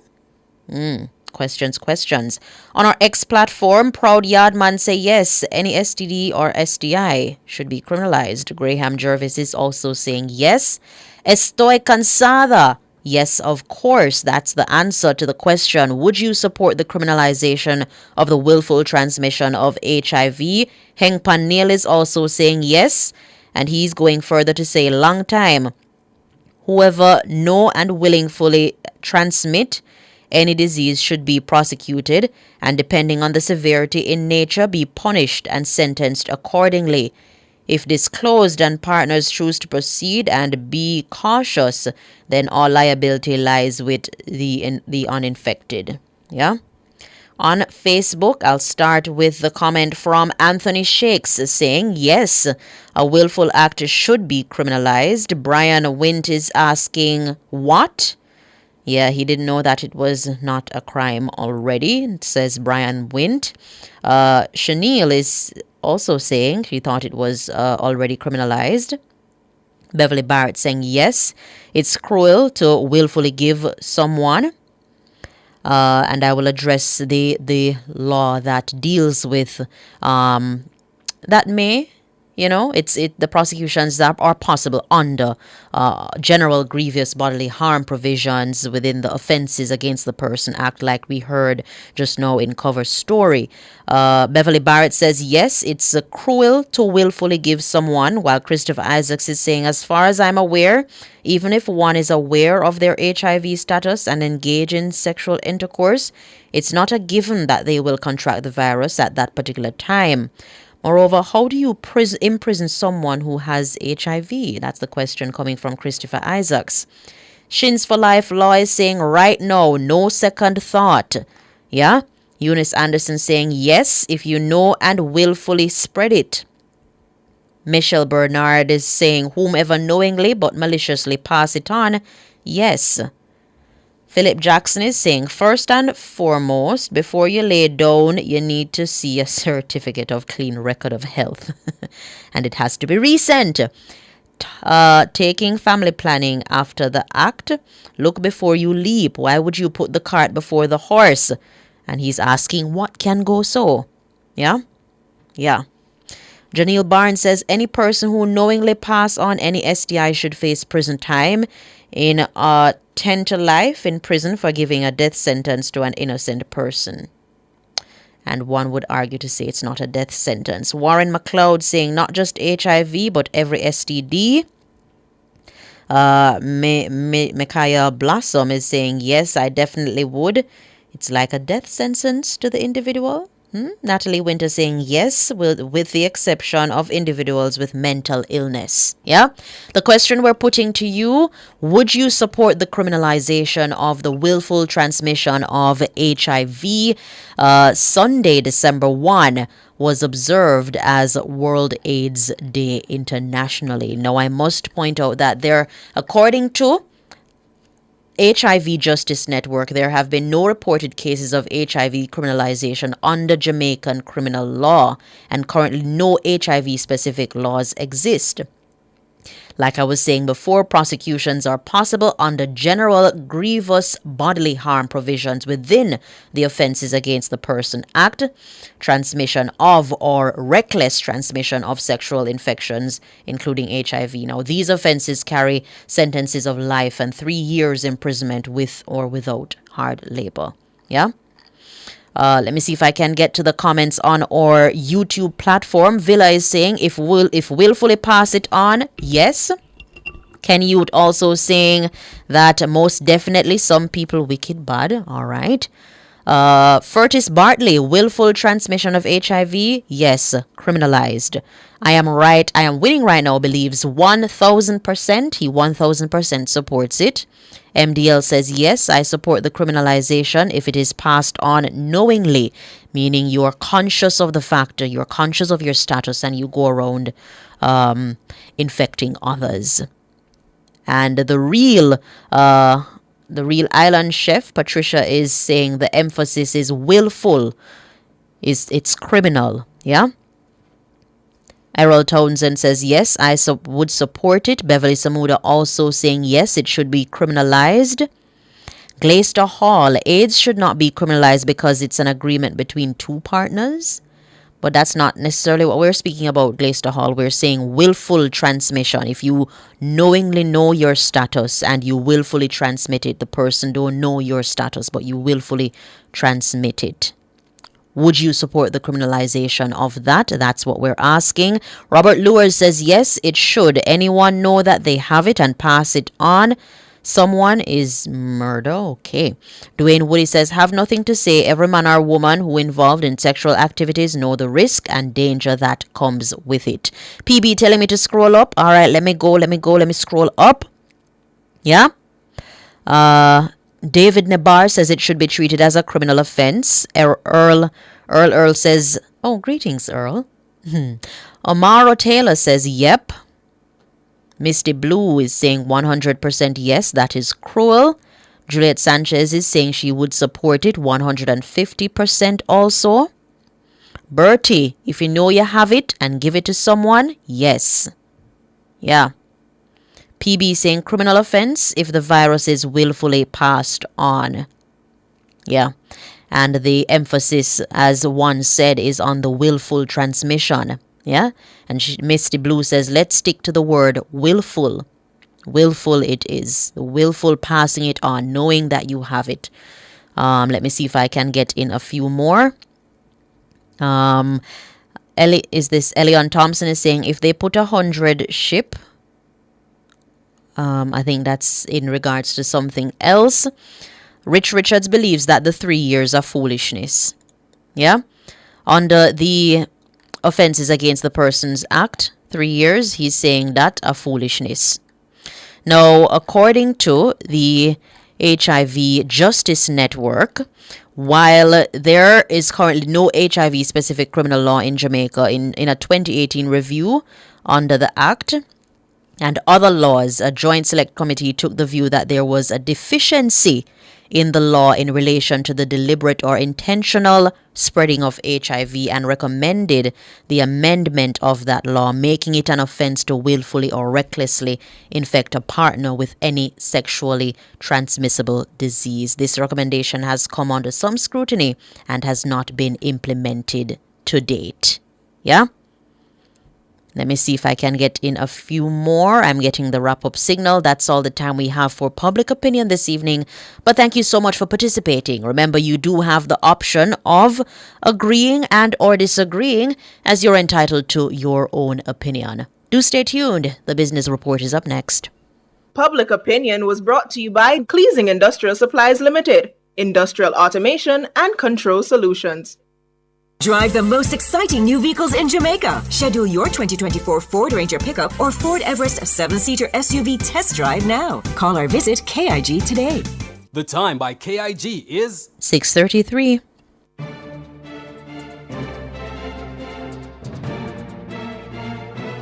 Hello, good evening, and welcome to Nationwide's Business Report. I'm Robianne Williams.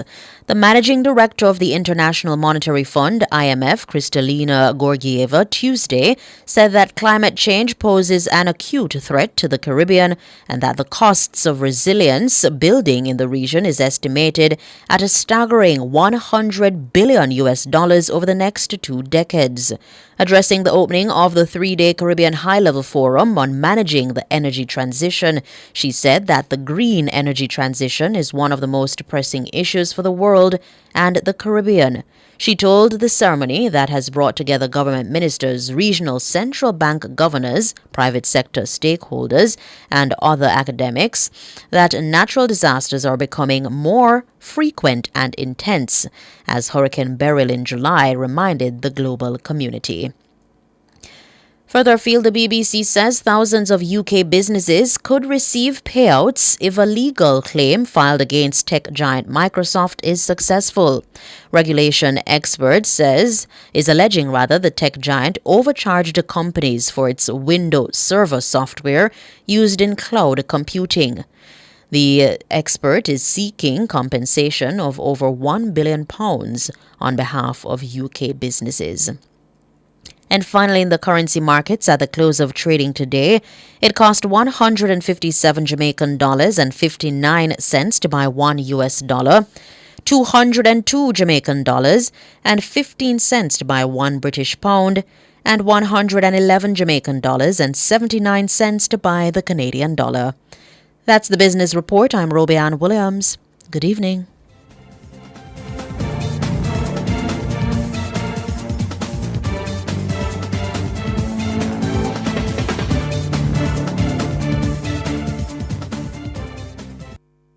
Annual eye examinations not only assess your vision, but may be life-saving. Eye tests may detect serious health issues that go beyond your vision. Call IQ Optical to schedule your comprehensive eye test today. The time by IQ Optical is 6:35. Outperform, outlast. With top performance. Jackama. Reliable, full stop, not comma. We have the expertise for drilling and demolition. We have the power tools for plumbers and electricians. Fancy select tools, free parts and free repairs. Free parts, free repairs. 2 to 3 years. Hilton, available at Delta Supply, 106 Hagley Park Road. Call us at 876-302-6111-4. Delta Supply, we service what we sell. Plug into the sun with Peak Energy Solutions. We are your affordable provider for everything solar. Grid tie or off-grid solar P systems, solar air conditioners, panels, lithium batteries, solar supplies, and installation. Visit us at Shop 1, 3 Mosquito Valley Road, Red Hills, St. Andrew. Call 876-279-8820 or 944-0668. Or email us at peakenergysolutionsja@gmail.com. Peak Energy for everything solar.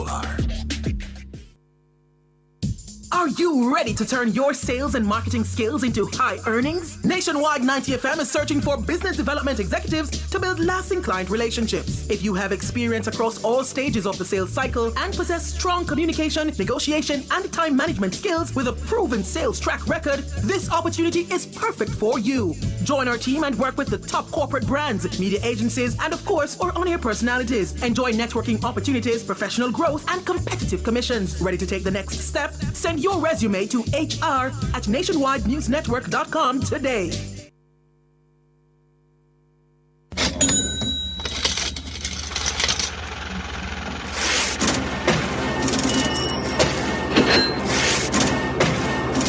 Nationwide 90 FM is an affordable medium to advertise your business. Increase your sales with Nationwide's reasonably priced advertising packages customized to suit your pocket. Contact our sales department today at 630-1210 or 630-1216. That's 630-1210 or 630-1216. Nationwide 90 FM. Smart advertising, value for your money.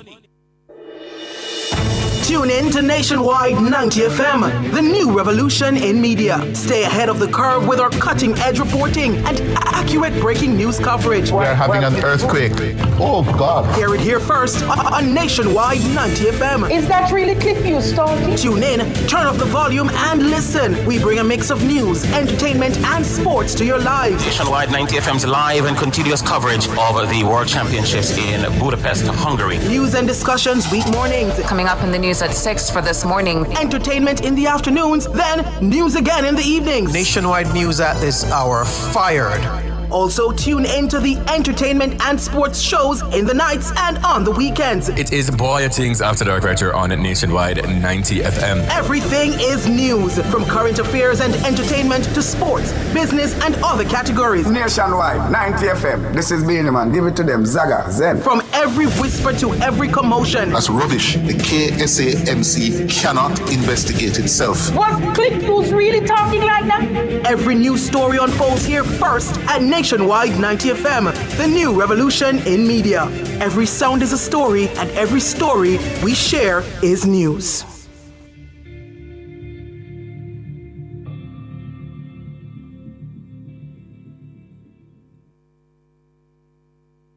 Dive into a holistic healing symphony with Dr. Denise Daly as she explores the incredible healing potential of the Nature's Remedies. Starting January 9 at 2024, Nationwide at 5 hosts the Nature's Remedies from 7 to 8 p.m. every Tuesday. The segment bestows a plethora of organic wellness wisdom onto all listeners. If you're uncomfortable with popping all those pills, then embark on this natural journey and discover how the Nature's Remedies can help. Tune in for the facts that will transform your perspective on herbal solutions and natural therapies. That's Nature's Remedies, every Tuesday during Nationwide at 5 from 7 to 8 p.m. Only on Nationwide 90 FM, the new revolution in media.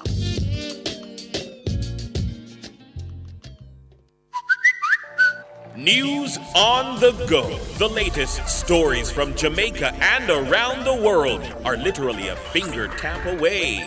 Keep up to date with Teen Revolution 24 hours a day online via nationwideradiojm.com. Listen live, read the latest stories, hear every soundbite. Be a part of the vibrant online debate via Facebook and Twitter. Now you can get all your favorite premium Nationwide content at your convenience. Visit the Android Play Store and download it for free today. NationwideRadioJM.com. All day, every day. Team Revolution. Nation's Business is brought to you by BH Paints. Paint it, love it with BH Paints.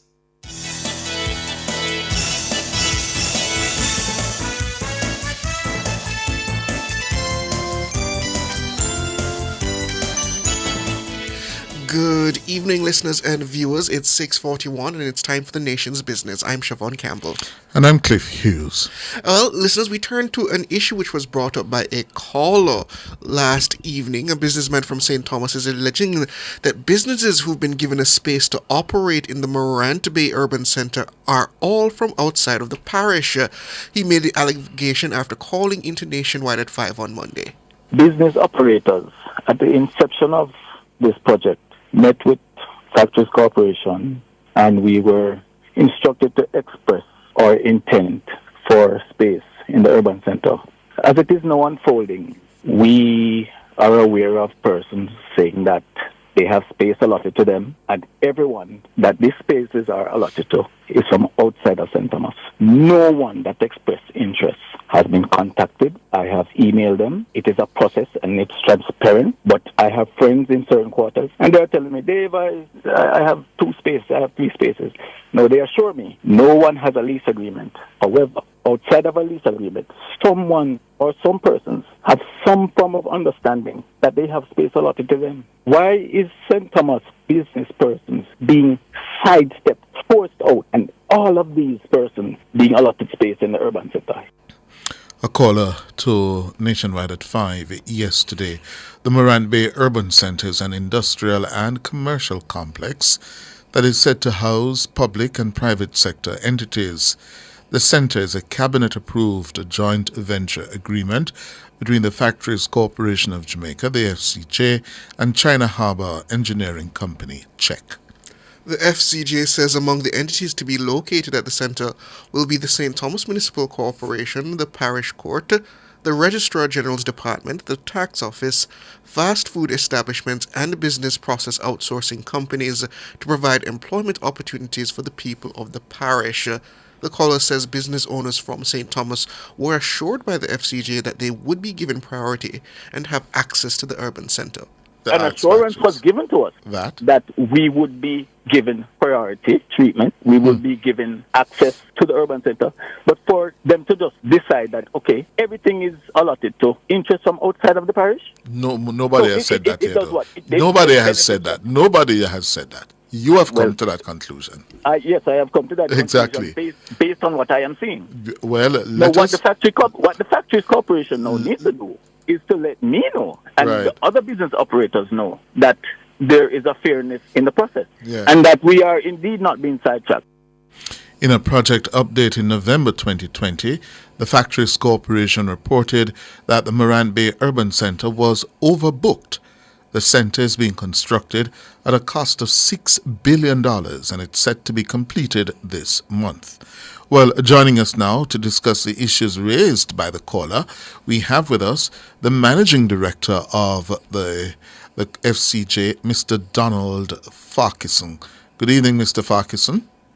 Good evening, Cliff, and good evening to your listeners. Thank you for having us. All right, so let us be very pointed, straight to the point raised by that caller. First of all, have you allocated space yet to any business entity outside of the stated government, state agencies that are to be given spaces there? So the answer to that is no at this point, Cliff. As the caller himself stated, there has been no issued lease agreement to this point. We have a total of 143 space reservation agreements. These are interests where our potential clients indicate the size of the space, the type of businesses that they plan to do at the location. So these have been received. They have been reviewed. We have given priority to the 11 government entity, which will take up virtually 51% or more of the space there. So we have not yet signed a lease agreement, and I should just confirm and indicate to the listeners, Cliff, this facility is owned by the Morant Bay Urban Center. So Factories Corporation, it's facilitating that process. So all of the documentation that comes in is reviewed by us, and then it will be passed over to the Morant Bay Urban Center for final approval. So they have not issued an approval on any space at this point. As a matter of fact, as you know, the building is still in construction. So the FCJ will have no hand in who gets the final approval at the end of the day? I would say we are 29% of the ownership of the company. Our board of directors has indicated pretty early that a minimum of 20% of the space would be allocated to indigenous businesses in the parish. I believe we're still committed to that. But the point I'm making is that there's a process of assessing. There's a number of criteria that are listed. The applicants make their submission. It is reviewed, and then that is turned over to the deciding committee. And that process has not been concluded or even started in respect to the Morant Bay Urban Center. But hold on, because you just said something which is very pertinent to the fears of the caller yesterday. You said 20% of spaces or shops are to be reserved for indigenous businesses. Am I correct? A minimum of 20%. A minimum of 20%. And how do you define indigenous businesses? So businesses that are resident to St. Thomas, businesses that are existed or new startup businesses within the parish. Not necessarily ownership, but already established in the parish or new businesses. Yeah, because some of the existing businesses in the parish, as you know, would be looking to relocate to the urban center. Mm-hmm. So I would prefer to say businesses that are operating, functioning, and yes, indigenous to the parish of St. Thomas. And remember, gentlemen, that this is a development and a solution to the people of St. Thomas. So clearly the FCJ, its board, would never want to disenfranchise the people of St. Thomas. This is their project. This is their solution. Maybe we need to do a better job at marketing where we are in the process. But clearly, there's 143 applicants that has come in.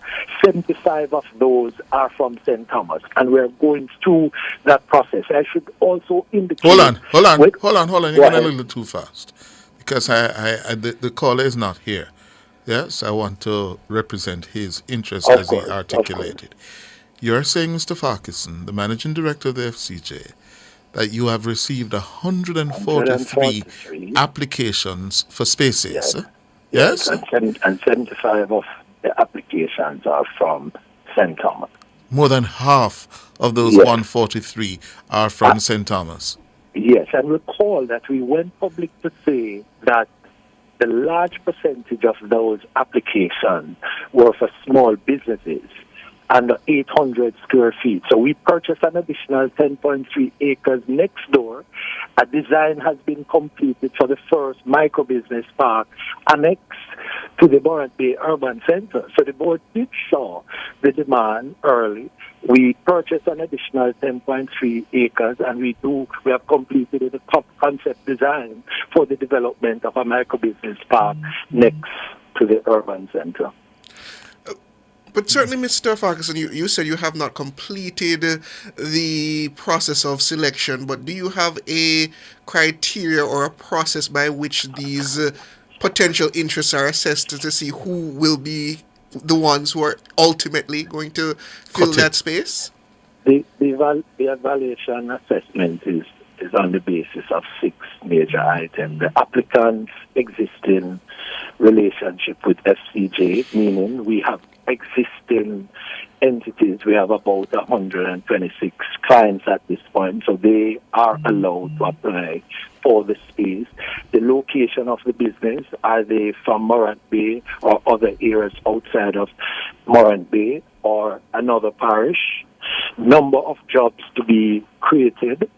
Is the applicant a member of the industry, the Small Business Association, meaning the JMEA or the JCC, the SBHA or the PSOJ? So the applicant is a member of one of the industry associations, the applicant industry type, and then most importantly, is the business a sustainable business? So part of our own FCJ application process is that the applicants normally put forward a plan, the feasibility of their business, etc. But as I'm saying, we have not even reached to those stages of the process. We have just asked for the interest. Space reservation agreements were signed on the basis of what type of business and the amount of space that the client would require. Space reservation agreements. Agreement, yes. And those are not commitments because... Those are not commitments. And let me just say, we have not taken a single deposit on space. So we have not offered a space to any entity at this point. If there was to be a complaint, is that the government agencies, which are a substantial portion of the anchor client to the urban center, we have been taking numerous visits from our government agencies. Up to this week, we had a meeting with the government agencies just to discuss. And as I say, they pick up easily 50% of the total space. So the feasibility of the project is also tied to our anchor clients, which are the government agencies. So in the final assessment, is there going to be a bidding process, Mr. Farquharson, or is there going to be just this selection criteria that is being utilized?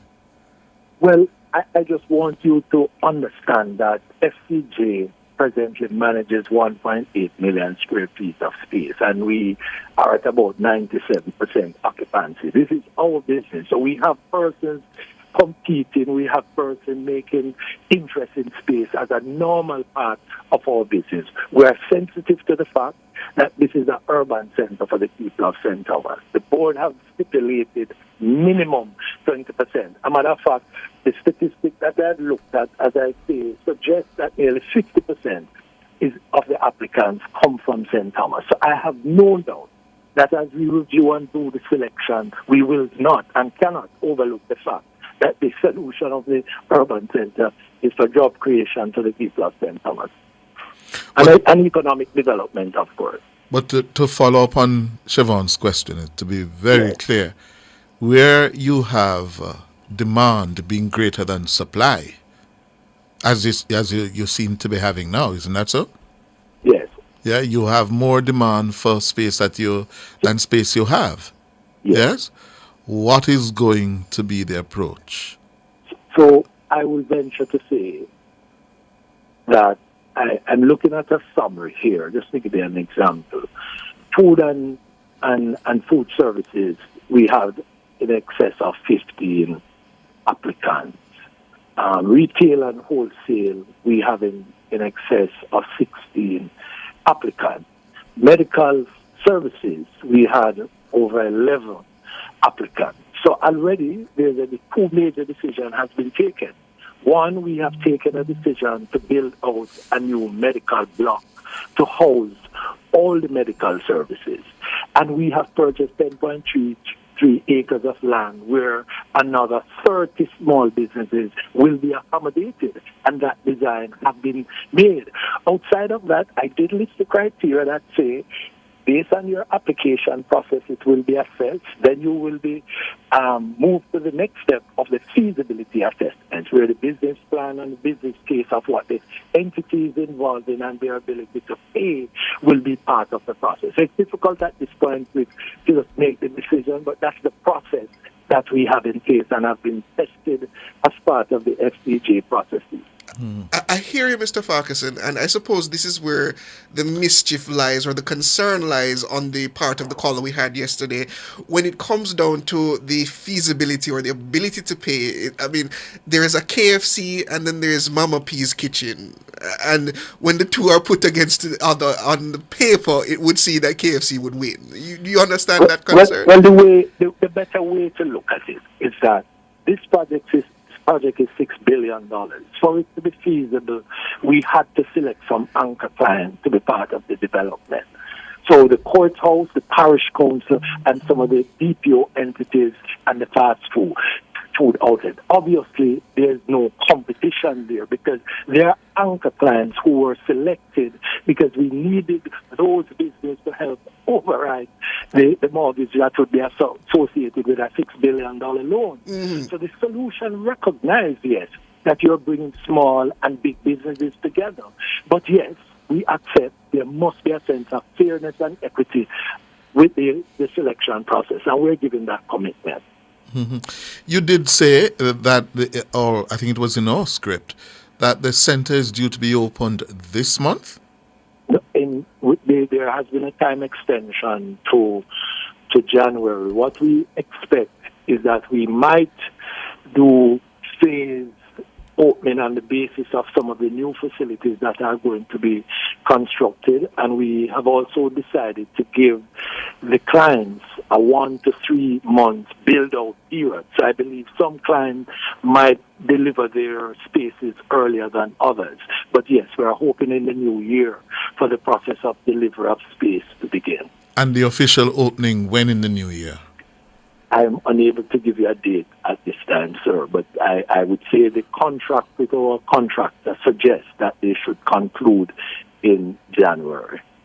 Have they been on time or they're behind? I would say so far we had a proposed date of September, but yes, there has been some September when? September when? September of this year. Oh, so they've missed that. Yes. Yeah, but some of the reasons are very obvious. We've really had a lot of rainfall in that area of the country. Mm-hmm. We had some power lines which were existing on the facilities that needed to be relocated. So yes, we accept that there has been some delay, but the project is being implemented under budget or within budget. So we feel very comfortable that the contractor should be able to deliver on the extended timeline that they have been provided. You also said that the FCJ has seen it necessary to buy an additional 10 acres of land adjacent to your present location. What motivated that? As I say, we got applications from about 75 clients, and 35 of those clients were under 800 square feet. So the demand from small businesses are very significant. And we decided that it was important. As a matter of fact, the Prime Minister had issued a mandate, I believe, in his budget speech last year, that FCJ should consider annexing to the urban centers smaller solutions for the small businesses within the communities. Let it not be said, as it's been said now, that we are giving emphasis only to big businesses. So the board was really very shrewd in its action in moving to purchase this 10.3 acres. As I said, the concept designs are now concluded, and we are going to initiate the process of development and planning. Mm-hmm. So what you're going to begin is what you're calling the anchor state agencies. That's where you're going to begin with those come next month. Well, I would say for all spaces that are concluded, I'm sure the necessary lease arrangement will be issued and clients will be given a 1 to 3 months as far as they're built out. I was just making the point that some entities might deliver. For instance, the courthouse is 5 courts. It's going to be established in that facility, and the development is a shell solution where the clients themselves are the ones who build out the interior of the facility. So hold on. So when will you begin to make conclusive decisions as to who is going to be allocated spaces? I think it's Dr. Farquharson, right? Yes, it's Dr. Farquharson. Yes. I would say in another 2 to 3 weeks, I believe FCJ will summarize its own finding and make it available to the Morant Bay Urban Center. Uh-huh. And then they will go through the process. I know their lawyers have already drafted the generic lease agreements for the different types of clients expected. Uh-huh. But as I say, that process would be finally managed through the urban center. So except for the government agency, and I'm speaking to my caller now, no decision has been made to say businessman A or businesswoman B, you are in. That no such decision has been made. No lease agreements has been signed and issued. We have very positive discussion. We have some clients who got buildings designed, as I say, like the fast food outlets. Those are really not in contention because they were specifically designed for those locations, like the KFC, for instance. Yes. And it will be the first KFC in St. Thomas, I gather. Company to do that build out. Yeah, isn't it going to be the first KFC outlet in St. Thomas? It is going to be. It is going to be, and I'm sure the residents will. If I was on that side of the island, I would hope for December that KFC could open. But we leave that to them. But I mean, the reality is that yes, first KFC. But to my caller, Dr. Farquharson, the managing director of the FCJ, is saying that listen, St. Thomas businesses, business owners have not been forgotten. You have had more than half of the applications in from St. Thomas. That's what the database is showing. And a minimum of 20% of the spaces will be for what he's calling indigenous St. Thomas businesses. Yes? Am I correct? Of course. And Clifford, I have no issue if my number is provided off air to the client, and the client can feel free to just give me a call for further discussion on the matter. Okay. So. Before you go, Dr. Farquharson, the matter of the business process outsourcing interests, have those also been confirmed, or do they operate on the same criteria as the other commercial interests? The discussion, there is, I think NCC has proposed for a BPO to be at the location, so they will be the only training facility there, and a second BPO has shown interest, but as I said, we have not concretized or signed any lease agreement with any of the stakeholders, including the government entities. Mm. And the average size of the businesses that you'll be putting out there, what's the average you spoke of, small businesses? I would say it ranges from 800,000. I mean, the courthouse could be easily 12,000 or more. So it ranges from a minimum of 800 square feet to probably as much as 15,000 square feet. Okay, good. Thank you, Dr. Farquharson. Yeah? Gentlemen, thank you very much, and I'm hoping that I've shed some light, especially for the people of St. Thomas, which, from my perspective as a country boy myself, it is a solution that is going to change the game for rural Jamaica. And I look forward to my own capital, Black River, one day having such a solution. All right, Dr. Donald Farquharson. Yes, he is the Managing Director of Factories Corporation of Jamaica. And I hope our caller heard that. Thank you, sir. Okay, sir. Good. After the break, Nature's Remedies.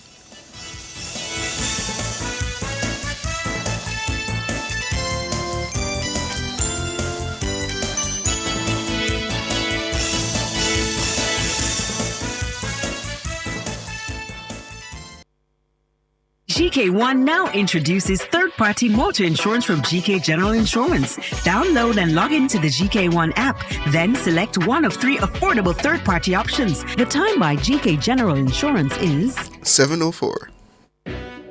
Calling all tradesmen, small contractors, skilled workmen, and small entrepreneurs. Whether you want to start or expand your business or get equipment for your projects, Total Tools will help you tool up and expand your business. Get up to $500,000 to borrow, up to 2 years to repay, and interest rates as low as 3.99%. Come for your loan to get your tools. Offer ends June 2025. Visit Total Tools in Kingston, Ocho Rios, and Drex Hall to get a loan for every tool and every trade.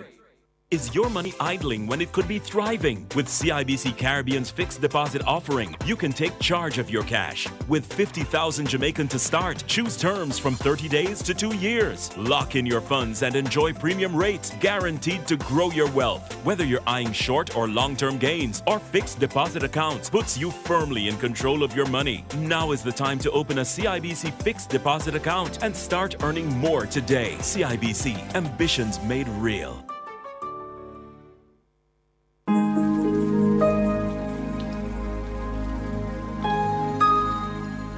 Hi there. Here's some good news for these trying times. Quote, "By God's word, I can see where I'm going. They throw a beam of light on my dark path." Unquote. Psalm 119, verse 105. Listen for God's word weekdays at 5:45 a.m. and 12:55 p.m. through Oasis. Stop by for a refreshing drink and share a God perspective for the day. Oasis, weekdays 5:45 a.m. and 12:55 p.m. right here on Nationwide, a revolution in media. The rebroadcast of the Oasis can be heard weekdays at 5:45 a.m. Nation's Business is brought to you by It hurts if you don't check first. We excellent customer service. Our staff is knowledgeable and trustworthy. And we have a wide variety to supply society. And the price is right, yes, it's worth it. The solution to your auto parts needs to one-stop shop. And we deliver to, so if you can't come in, just link with on WhatsApp. Or call and make your order. And remember, there's no other. So it hurts if you don't check first. So there's no need to search. It hurts if you don't check first.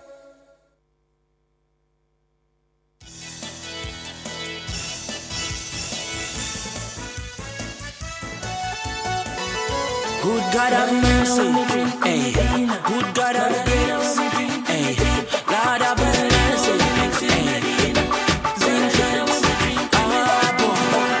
Spirulina build up me confidence. Rastafari run the continent. This King Selassie, you pay the consequence. Don't get it confused. Lord, give me a buckle of spirulina. Welcome back, listeners and viewers. It is now time for Nature's Remedies. This is the program to educate you about the use of natural herbs. Tonight we'll be talking about a digestive and liver tonic. Let me hope I get this right. This is the Cassia amara plant.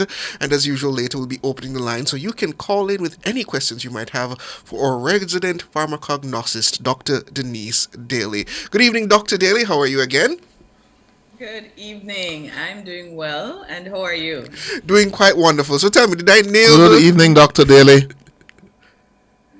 Go again? Good evening. I was just saying, did I nail the name? Kasia Amara? Almost. Almost. Kwazia, some say Kwasha. Mm-hmm. So which one is it Kwasha or Kasia? Kwazia or Kwazia? Kwasha or Kwazia? Okay. Okay. Well, I wasn't far off. Some say Kasha. Kwazia. Kwasha Amara. Amara or Picrasma excelsior. That's another name for the tree version of, let's just use our Jamaican Kwazia or Jamaican bitterwood. Okay. Good. And there's a reason it's called bitterwood, because as part, and I'm sure you'll get into as part of it, we actually use the bark of this plant as well. Yes, that is exactly it. It is very bitter. In fact, so far it's listed as one of the bitterest plants in our Western region. Maybe throughout the world, but so far, bitterest among the plants that are considered bitter tonics in the Western part of the world. So this is really a very effective plant, because they said the bitter the medicine. No, sir. Yes. If when last have you had some bitter wood? Couldn't tell when last. Me no eat drink, no I ingest nothing bitter. We need some bitter. We need some of the bitters. Yeah. And we're going to go through some of the benefits of having the bitters in our system. Okay. Yeah. So bitterwood, growing up, you usually have the washout period. Any holiday when you're eating a lot of food, a lot of sweets. Oh, a lot God. Why you must re-traumatize us, Dr. Daly? Yes. Then our parents, our grandparents will then pull out the bitterwood. Mm-hmm. No, bitterwood is found, as we mentioned, over the Western world. It's indigenous to our region. However, we're seeing species in Africa now and in different parts of South America as well. Mm-hmm. So it's very potent, as you said. The bitter the medicine, the more potent it is. It's good for the body. It's so bitter and potent. It's a very good organic insecticide because there's no pest or insect found on the plant. That's how bitter it is. Not even the insects want to have it. That can't good for you. It's good for us. We just take it a little bit at a time. That cannot be good. Anything where you say not evil plant, other plants or creatures touch, can't good for you. Good defense mechanism. And no insect not go near it. Precisely. But that's the same with the neem tree. Oh. You can't find you won't see a lizard or pest on the neem tree because again it is so bitter and toxic to them. Yes. But it's very medicinal to us if we take it in moderation. Moderation. That's a key word. That is a key word. So for the bitterwood, we mainly use the bark and the wood to prepare different types of medicine. Now, I'm going to go through about 10 different ways in which it helps the body. And we'll start with the main one, digestive and as a tonic. So as a digestive, we usually have it as a tonic, and that helps to stimulate bile production. It helps to stimulate the release or the functioning of our enzymes within the digestive system. And therefore, it helps with bloating and with flatulence and inflammation in the stomach. And all these ailments by just having some bitterwood tea, whether first thing in the morning or just before bedtime. So it's good for the GI tract. It's also one of the herbs that you will use if you have malaria. So it's anti-malaria. And research shows that it is good in getting rid of the plasmodium, the parasite that causes the malaria, because it disrupts its metabolism, it prevents it from reproducing, and eventually gets rid of it out of the body. So its anti-malarial effect is significant. And malaria comes with fever as well, and with the pain, bitterwood helps with fever, to reduce fever, and it also helps with inflammation. So it's an all-round medicine for malaria. Yeah. So you'll find it in use in parts of Africa and other parts of the world. Yes. Mm-hmm. Yeah. And Okay. that is why. In one of the active ingredients, the main active ingredients in the bitterwood is the quasin. And a lot of research with quasin have been done. There's more needed in human clinical trials, but a lot of in vitro, so a lot of test tube tests, a lot of animal tests, looking at the efficacy or the importance or how well does bitterwood work in certain ailments.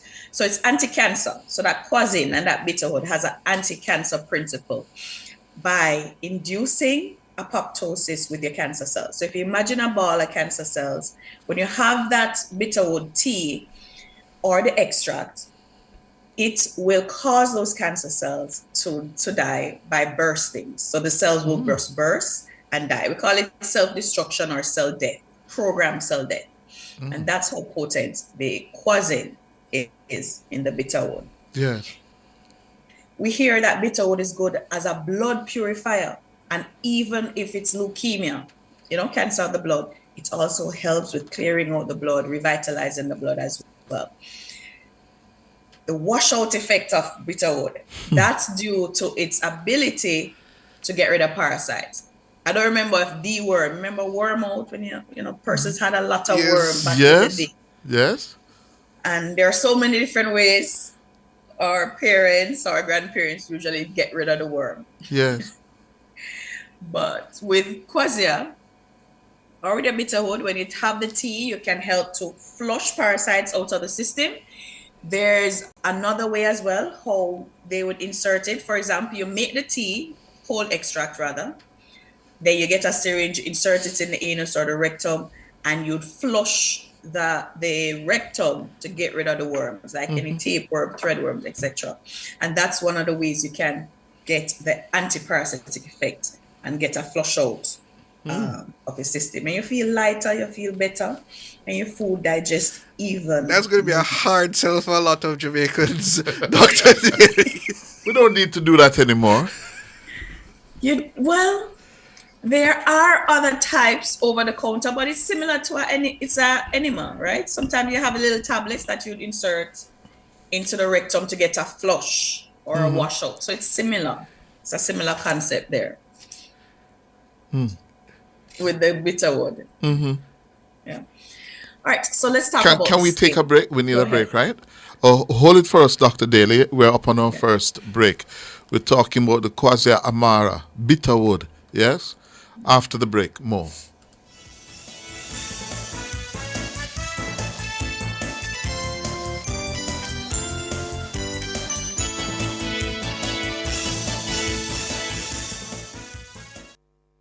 Get it all in one go. Download and sign up now. The time by the 1JN Passport app is 7:16.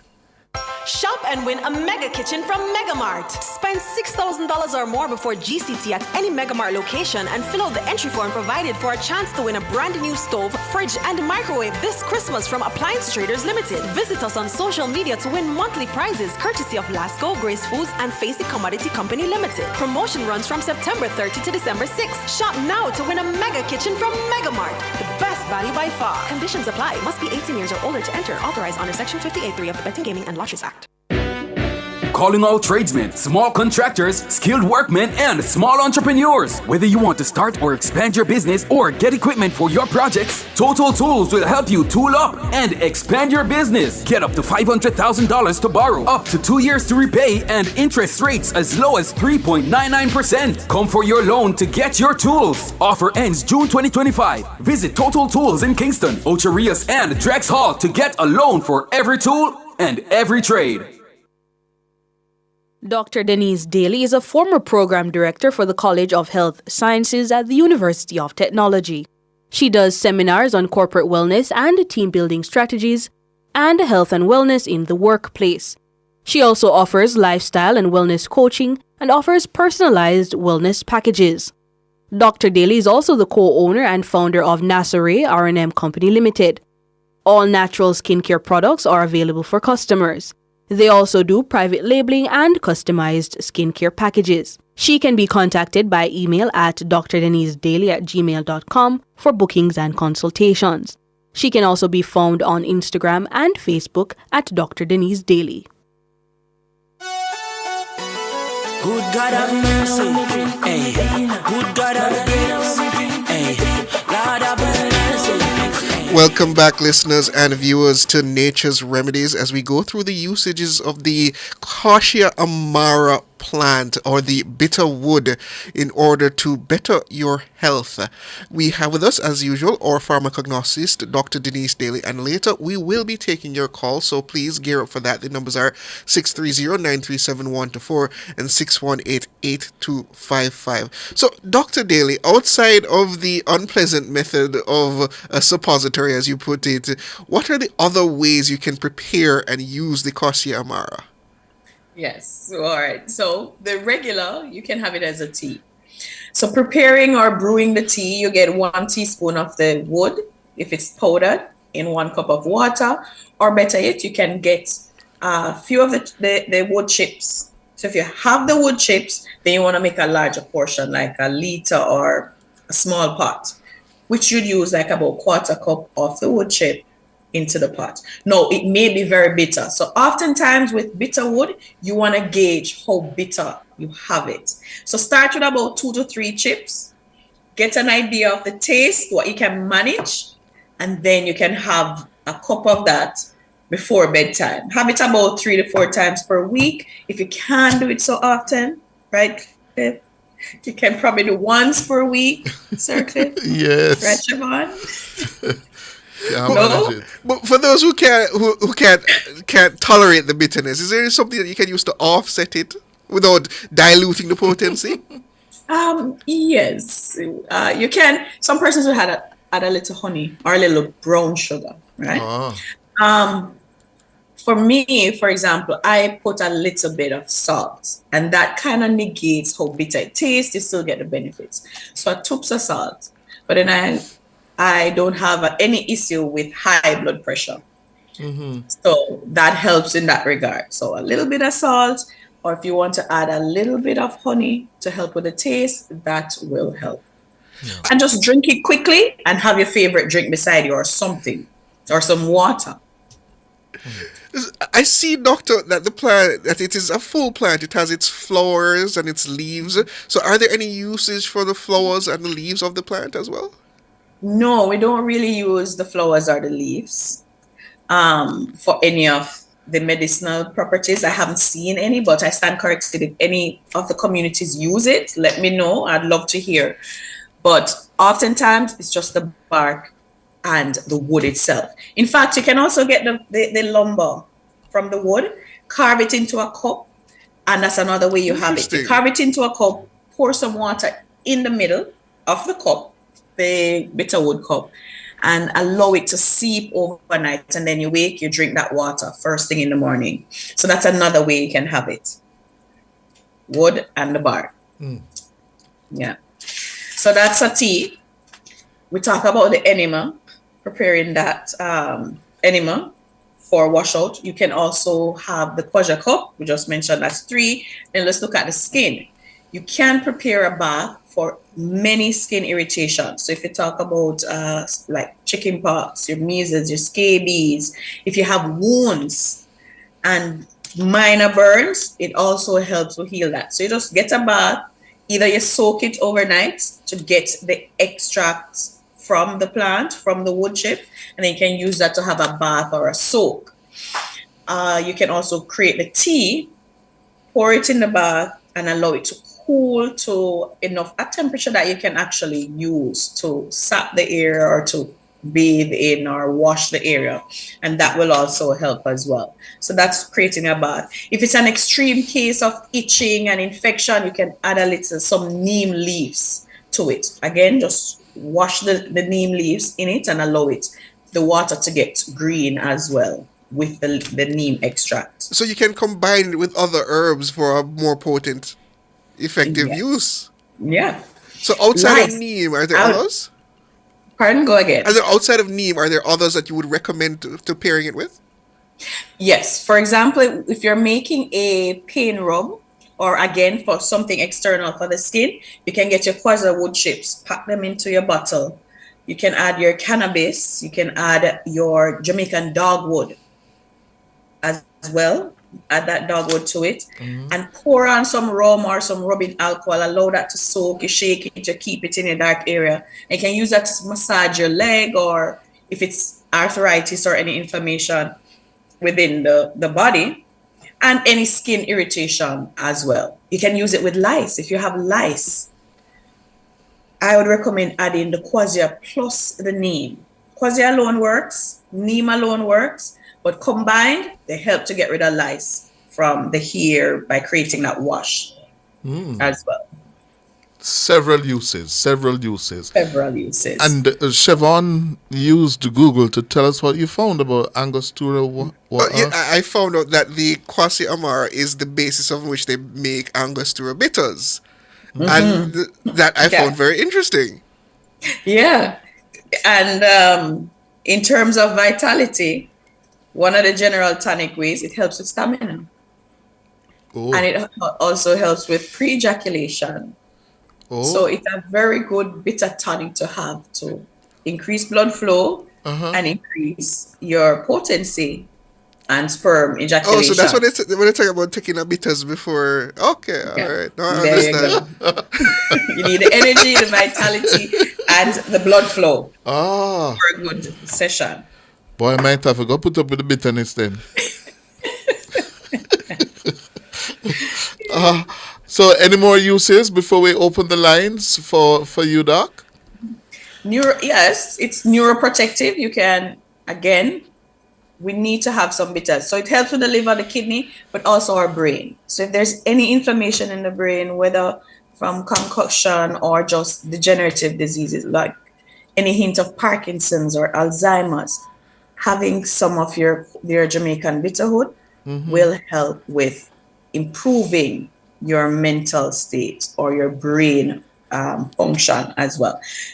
Regulating blood sugar, it's good. So try get the bitterwood chips. You can soak it in oil, use it externally or in your hair or on your skin. You can get the powder, make the tea, make the tincture, soak it in some vodka, and you take a shot of that every day. So that's a quick way of having it as well, dilute it. Speaking of vodka, because if bitterwood is so bitter, it's also used if you're struggling with alcoholism. You can have your bitterwood to kind of taper the appetite for alcohol. So that's a good method to use as well. Yeah, it sounds like an all-around useful thing for most men. I don't think you have to sell the men on utilizing the bitters now, Doctor. I think they've sold themselves. So many benefits, yes. All right, we're taking your calls for Dr. Denise Daly. We're talking about bitterwood and its medicinal value, and it has several. The numbers to call us, 876-630-937124 or 876-618-8255. Doc, let's take the break and come back with more questions and possibly a caller or two for you.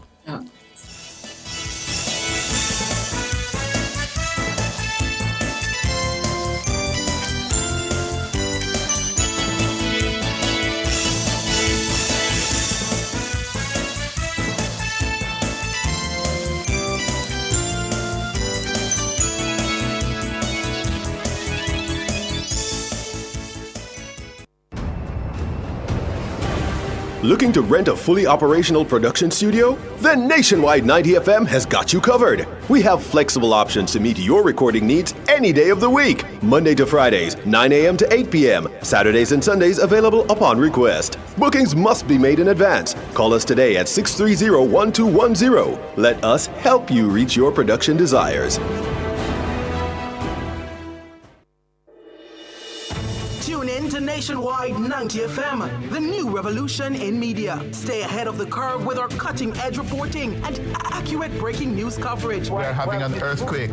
Oh, God. Hear it here first on Nationwide 90 FM. Is that really clip you started? Tune in, turn up the volume, and listen. We bring a mix of news, entertainment, and sports to your lives. Nationwide 90 FM's live and continuous coverage of the World Championships in Budapest, Hungary. News and discussions week mornings. Coming up in the news at 6 for this morning. Entertainment in the afternoons, then news again in the evenings. Nationwide news at this hour fired.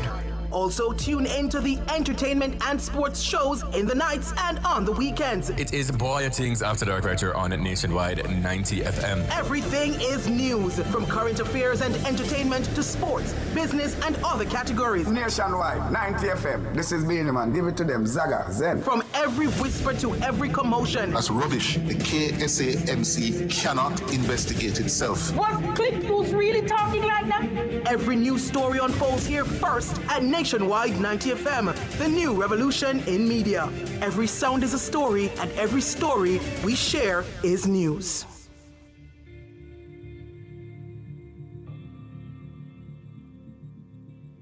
Dr. Denise Daly is a former program director for the College of Health Sciences at the University of Technology. She does seminars on corporate wellness and team building strategies and health and wellness in the workplace. She also offers lifestyle and wellness coaching and offers personalized wellness packages. Dr. Daly is also the co-owner and founder of Nasare R&M Company Limited. All natural skincare products are available for customers. They also do private labeling and customized skincare packages. She can be contacted by email at drdenisedaily@gmail.com for bookings and consultations. She can also be found on Instagram and Facebook at Dr. Denise Daly. Good God of mercy, hey. Good God of grace, hey. Lord of mercy, hey.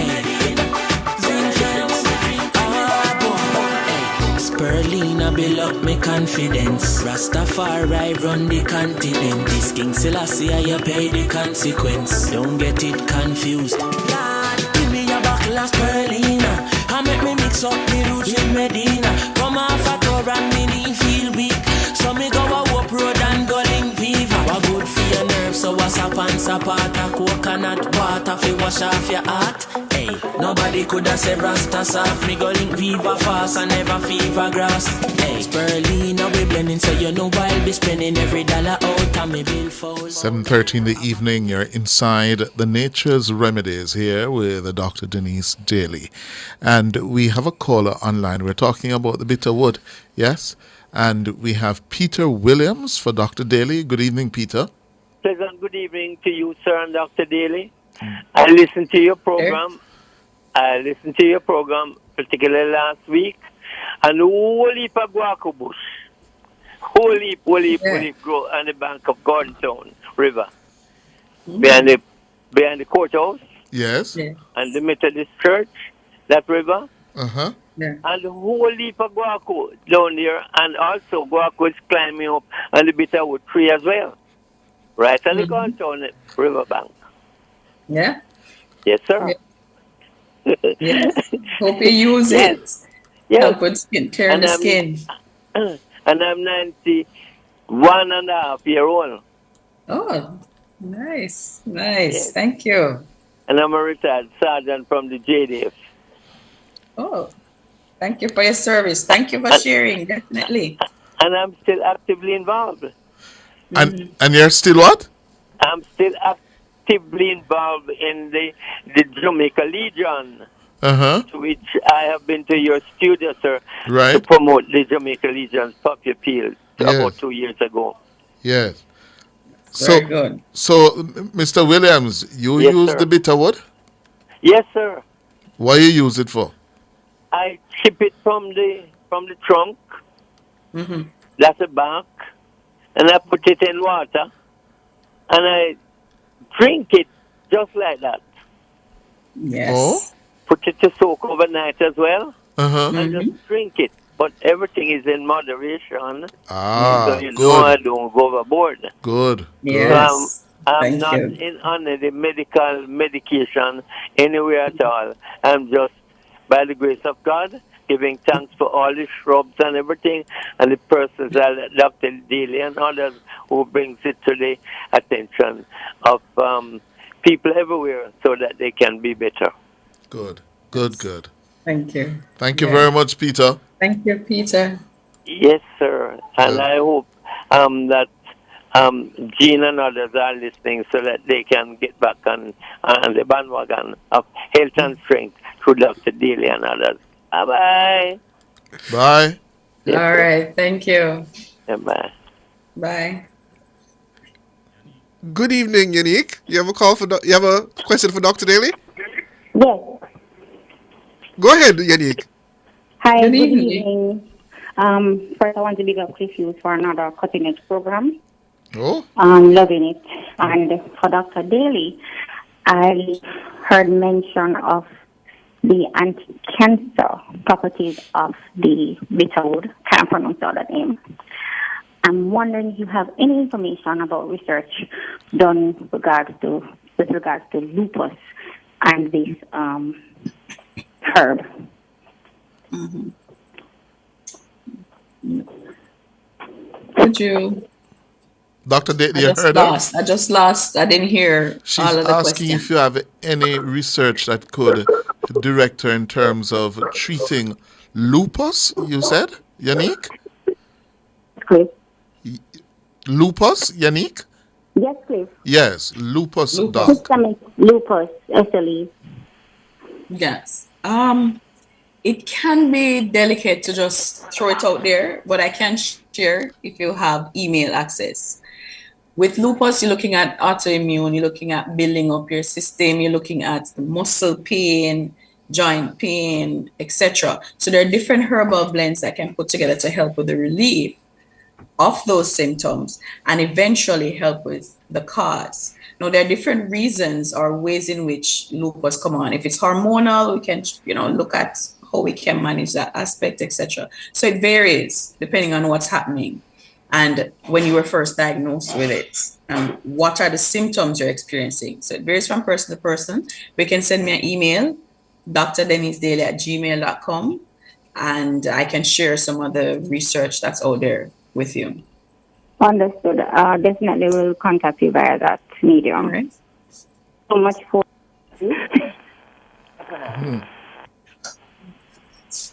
Hello? Yes. Looks like we lost her. Yes. Good evening, Elaine. Oh, good evening, Mr. Hughes and Miss Daly and Dr. Daly and Shevon. Hi. Good evening. Good evening, Good evening. Mr. Hughes, as Peter said, you use it in moderation because I have a brother. I said in feed on it, Mr. Hughes, and he's a diabetic. I wouldn't take his insulin. And I don't know if it causes 2 kidney to damage. Because just feed on it. Drink it too much, man. Yeah. So, everything. And when you're a diabetic, you have to be very careful about your Right. kidneys, And just drink it every day and just feed on it. And I told him, you cannot drink it so often. Yes. And it's Yes. kidney mashed up. And, he wouldn't take insulin either. He just, take it, say, it would help him. Oh? The bitters would help him alone, So,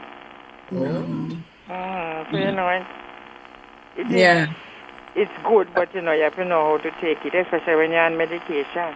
Yes. You never want to take the insulin. And just feed on it. Yeah. That's not good. Sometimes you see the old, just strip it a little wide, use it. And I always tell him, you can't feed on it like that.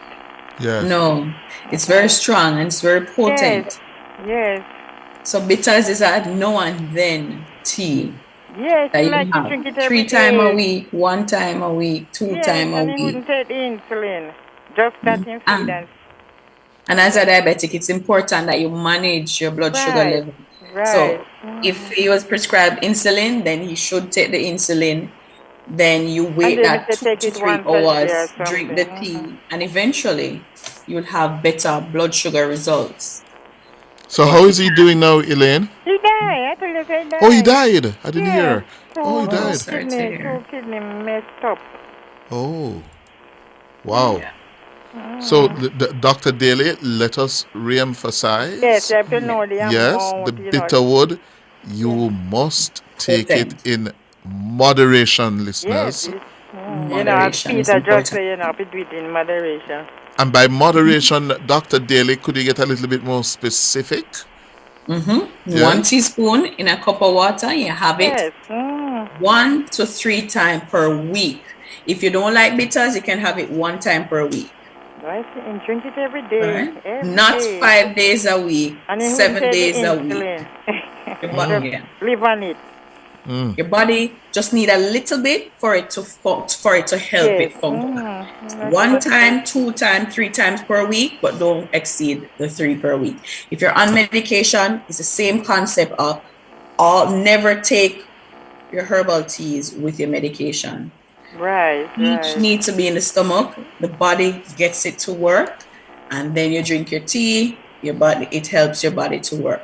So always separate your medication from your herbs. I said the hood and strip it to white. Okay, Mr. Hughes. Okay, Dr. Daly. Thank you very much, Elaine. Yes, thank you so much for sharing. You know, we can't repeat often enough. Yes. Yeah? Nothing in extreme is good for you. Yeah. Nothing. Everything. Do Thin in line. moderation. Yeah.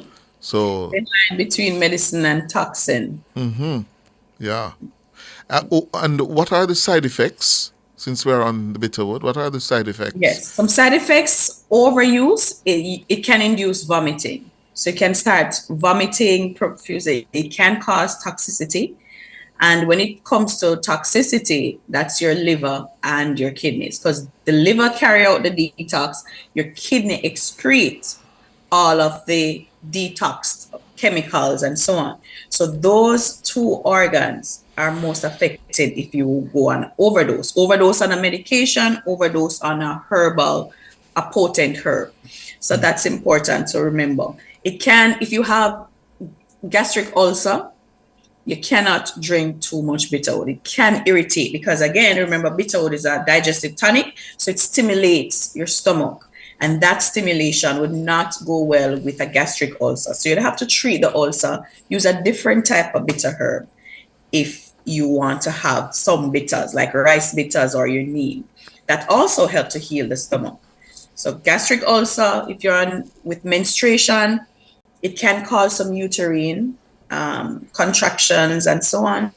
So some persons will have that effect, while some persons it actually helps to reduce the pain and inflammation. So again, moderation is key. Just a little bit of bitters per week or at least per month is enough for the body to use. Dr. Dale, I see quite a few questions based on that caller's statement. So is it that bitterwood is damaging to the kidneys in excess? Overuse.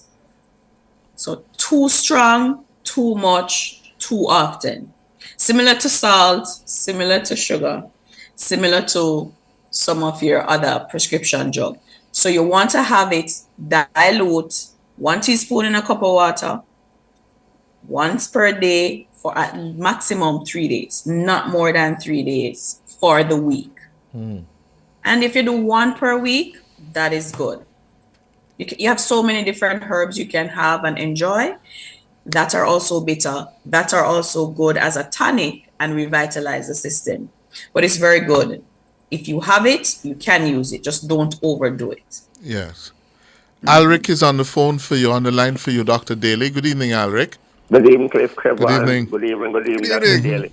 Good evening, Alric.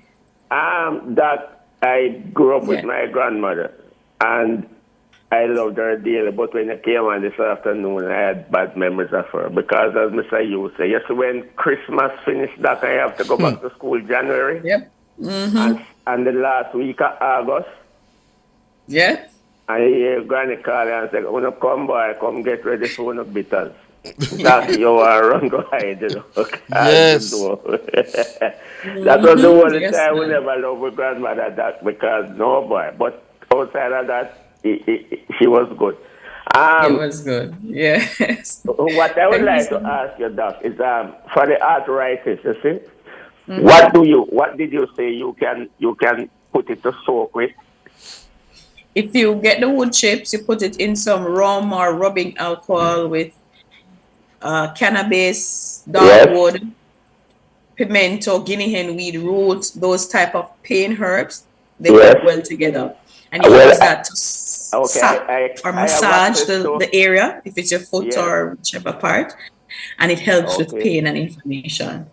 Okay. Well, Is the color rum good to use with it, Doc? Go again? The rum that they call color, is it good to use with it? Because Yes. I saw Yes. the Guinean weed root and the cannabis and the pimento leaf with that. Can I add the Yes, you bitterwood to that? can add it. Yeah, to help with the pain as well. Okay, then that's what I wanted to find out from you. And that just back to Hold on, Alric. You leave me and Sheva now. What is Kulu rum? It's the rum that comes straight from the factory, Mr. Youth. The JB. The JB. Oh. You can't call the name and the Yes. Junker, no, Junker, whatever. Yes. Oh. So people like me, Mr. Youth, who do the farming and the south and get wet. I have it soaked on the Guinean weed root, Mr. Youth. Pimento and cannabis. So if you see I squeeze a little, I just rub up my face and my neck and take a small shot. Because Mr. Youth, if you take more than a thimbleful, you're going to stagger. Yeah. Yes, so you'll be careful to adapt to everything in moderation. So what he's telling me now is to add the bitterwood to that and to use it to rub the pain and all that sort of thing. But And isn't that's that the strongest rum you have around the place? Yes, Mr. Hughes, that's what country people like we use and don't come down with the flu like you so often. I don't know if I consider that a remedy. Oh. Siobhan, yes, sir. When you rub that, if you get wet and you're going to have the fever and you rub up your head, come down to your neck, and take a tablespoon. Because that what I have now is like it's on for maybe more than a year, and every time I use it, I throw some more color on it. That will tell you it turns a little bit green with the cannabis, so it's potent. So you just take a tablespoon full, don't more than that, and you drink it. But make sure you have food in your stomach, and then you rub up with that and wrap up, man. You're gone, man. Oh, I can imagine you're gone. Then you get rid of the flu. But that before I go, you see how quick Mr. Hughes jump from saying why that thing is bitter, so then him tell her that he will take the bitterness because of what Evan says. You couldn't make that pass, Alric. No, Mr. Hughes, you don't make nothing pass you, so we can't make nothing pass you. Yes. All right, guys, have a good night, and thanks that I'm going to get some of that and add it to the stuff and use it. All right. Thank you All so right, much. guys, have a good evening, guys. Thanks. All right. Good evening, and thanks for calling. 14 minutes going up to 8 o'clock. We're talking about, bitterwood. Yeah? Please take it in moderation. Richie, good evening. Good evening, Dave. Good evening, Doc. Good evening, A little Richie. birdie called me earlier, Richie, and tell me, say you live on the bitterwood. Because you need the help. Listen, before I get to me, I'll tell you something. I was surprised when I talked to a young lady last week and tell me about the carbolic soap and the Tina Bush. She said she know about it and she said she can't get the carbolic. I can't get this carbolic soap in the supermarket. Yes. And yeah, man, I was surprised. 20 years old, you know. Yeah, man, you can get carbolic soap in the supermarket. 20 years old, she tell me said she know about it and she know what is good for. Says very good for rash. Mm-hmm. I was surprised. What I do notice, the carbolic soap, they don't wrap it anymore. It's unwrapped. It wasn't. In days when I used it, it wasn't wrapped. Yes. It wasn't wrapped. Uh-huh. It wasn't wrapped. No, it wasn't wrapped. But Chris, yes, Richie. You see, if you know anybody about the pork and diabetic, use the bitter one. But ship it, put it dry, and soak it overnight and drink it. But keep testing diabetes like everything. You use it now, test it. Keep testing it and bring it right now. But you can't bring it down to once. Right? You know say? Anybody say love pork. You know say? Me hear you. So you're a pork person? Yeah, me eat pork. Yeah, man, the better is extreme for bringing down diabetes. Oh, you don't eat pork, Trevor? Not as much as I used to. Honestly, I can't remember the last time I actually had pork, to be brutally honest. Oh? It's mostly fish and chicken I eat nowadays. Everything in moderation. Everything in moderation. You using it? keep testing diabetes. Mm. Yeah? Yes. Keep testing it. Use it, test it. Use it, test it. No, me not They do can't that. bring it down too low. Me not do that with my care. Me not trust this bitter with something with my kidneys. No, sir. Well, listen, the machine that you have, it is your direction. Uh-huh. Yes, I will say the machine is there for you to use it, test it. Yes. Yes. Mm. You don't have to be afraid of using it. Mm. Yeah? All right. Yes, anyway, You say, not touch it. All right, Richie. Okay. Good. Yeah, Richie. Good. Who's next? Julius. How are you, man? I am good. Why, you're big on the Facebook, you're big on the internet. But anyhow, really? we'll talk about that tomorrow. Yes, man. Yeah, so some issue there. Mm-hmm. But, Doc, how you doing? Good night. Good night, Julius. I'm doing well. Yes. Doc, is it true that string being good for diabetic person? Yes. Why? What on string being work, Doc? And don't cut off the tips. That's where it says most potent. Yes, a boil it with a little chip part there. Yeah, the tips. Okay. All right, we'll look into that. So tell him how best to prepare it for his diabetes, Doc.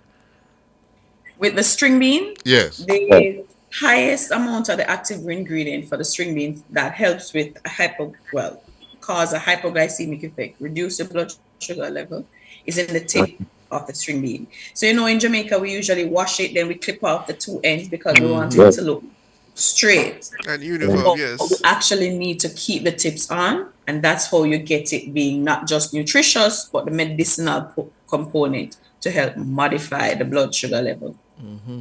Okay. So you can either do a quick blanch, get the water hot, dip it in for about 2 to 3 minutes, take it out, and you have it. Or you stir fry just to get that bright green come up. Or you can blend it and make some juice. And that's how you would have your string beans. Fair enough. And please, with the pork thing, you must start your pork, man. Don't give up on it. Me eat my pork, I now deny my pork. Okay. That's what send me to school, primary and high school. Eh? Yeah, my people used to raise pork and chicken. Yeah. Yes. So it's clear from we cut out the little part from the back there, the roast it. Uh-huh. Yeah, man, and they have a thing called a gizzard or something like that. Oh. Roast it and nice, man. All right. Oh, by the way, just quickly, one of my friends used to say she don't eat pork, but every year she want the ham bone if I have ham. We have access to a lot of ham in December. And she always push up the bone and she boil soup with it.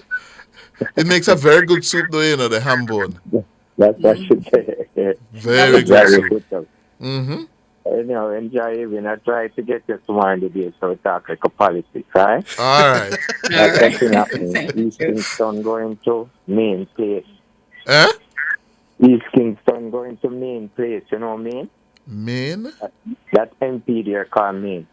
Xavier Main? Yes. Who is the person going against him? I don't know. Oh, well, they need to check it out. Are we at that? Name Williams.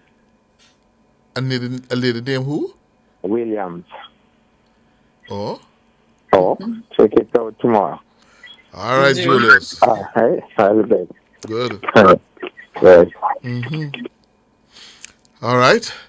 Yes. So Doc, we're coming towards the end, and the bitterwood seems to have taken on a lot of people, asking about the bitterwood, and I want us to end by reminding quickly the medicinal values, uses, but of course the message in moderation.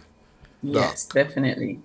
So it's a great tonic, blood revitalizer, helps to modify blood sugar, helps to deworm, anti-cancer, and very, very bitter, one of the bitterest plants on earth, especially in our region.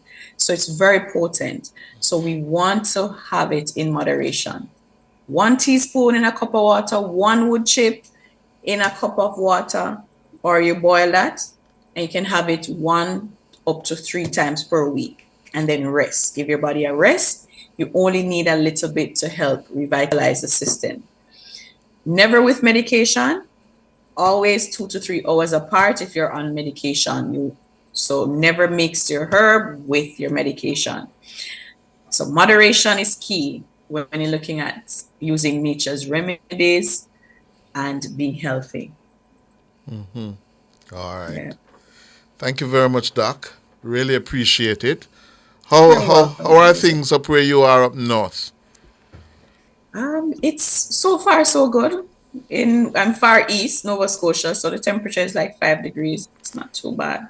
Oh, that's not too bad? 5 degrees? Isn't that just slightly Well, central above? Canada is at -20, so in comparison, yes, it's a good time. Isn't 5 degrees like slightly above freezing? Yeah, just slightly. So it's like fine. So you've got below freezing. You've gotten used to it now, Doc. Yes, quite so. So far east is a good winter temperature. I would say almost Mandeville times 10, so to speak. Wow. Yeah, so far so good. Okay, you're braver than me. You're not gonna live in a no cold country. I visited Nova Scotia once. I think I was 12, and I was warned, Siobhan, make sure you bring a jacket. Make sure you bring your jacket to the Siobhan. Step off the plane, and I ran back into the plane. It was so cold. It is. But central Canada, like Winnipeg and Alberta, those area prairies, at one point when I was living there, it was colder than the moon. It was like -35 before the wind chill. Wow. -50. So that has been the lowest temperature I've experienced so far. So you stayed indoors? Stay indoors. There you go. Warm, hot chocolates. You're good to go. And you go to work with Yes. outside being -30, -40? In Winnipeg and in the central, yes, it's a regular day. In Nova Scotia, it was quite different because when you have a lot of snow, we have snow days. So there's no school. Everybody work from home or no work at all. In Manitoba, it's a regular day because snow days every day.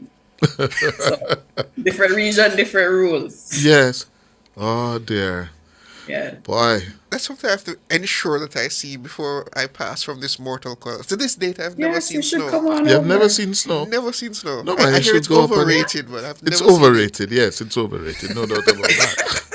Come on this side, I get just a little introduction to it. And then you can go to the prairies. All right, Doc. Dr. Denise Daly, or pharmacognosist, yes. She'll be back here next week, Tuesday evening at 7, with more of Nature's Remedies. Take care of yourself, Doc. All right, thank you. Good night. Good night. And thanks to our producer, Dana Davey, to all of our callers, our YouTubers. Yes, I see the YouTubers here talking about Alton Lindo says it's -26 here in Alberta. Good evening or good night, Alton Lindo, listening to us in Alberta. Is he sure? where it's Is he sure that's not minus Fahrenheit? It's -20 degrees -26. Celsius? Yes. Yeah. Phoenix Sim says, Cliff, normal happenings that many people leave the tropics to endure. Yeah? Oh, dear.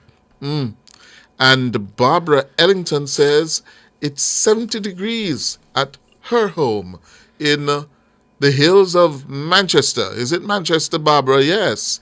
Yeah?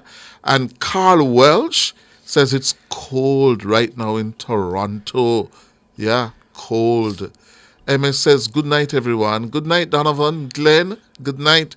Gertrude Brown, take care of yourself, Gertrude. Hermin, good night. Jackie Thomas says, good night, Cliffy, chef. Al Ellis says, it's 33 degrees Celsius in New York City. No, 33, so That's burning hot up, though. in New York City in I wonder if he November. means Fahrenheit. Does he mean the Fahrenheit? It must be. Yes. And Willow Will says, -5 in Mandeville. Go away, but -5 in Mandeville. Charmaine Walker says it's 82 degrees Fahrenheit in her house. Where are you, Charmaine? Yeah? And Mikhail says, Mr. Campbell, you be a snowman. That's where we're going to leave it. Tam, the last one. It's cold in the UK. You see, we have listeners all over the world. From North America, across the Atlantic, to the UK. Yeah, in Asia, Africa. Have a good night. I'm Cliff. And I'm Siobhan Campbell. Reminding you, take care of your loved one and look out for your neighbor. Good night.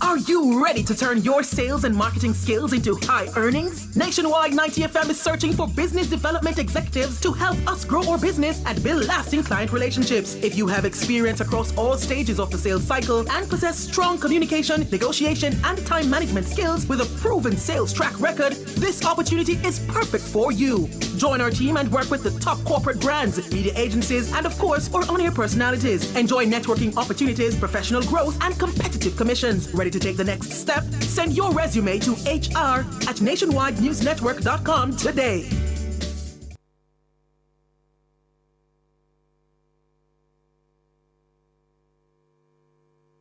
Prescription for Life is brought to you by Short Time Emergency Medical Services. Worry less, live more. Call 906-SHORE. This is a rebroadcast of Prescription for Life.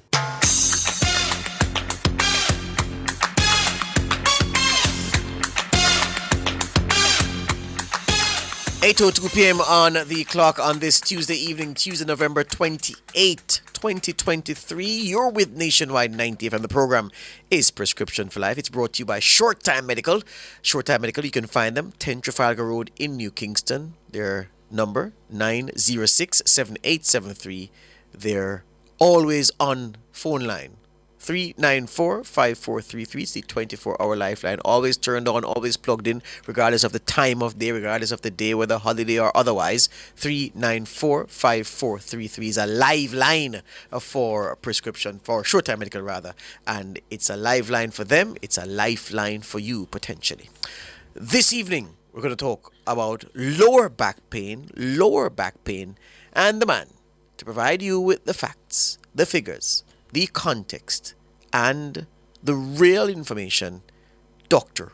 Andre MacDonald. Good evening, Doc. Good evening, George, and good evening to all the listeners that are tuned into Nationwide 90 FM, both locally and abroad. I have to say, abroad. Some persons from Antigua. They're always calling me from all over the world, George. But I got a call from one of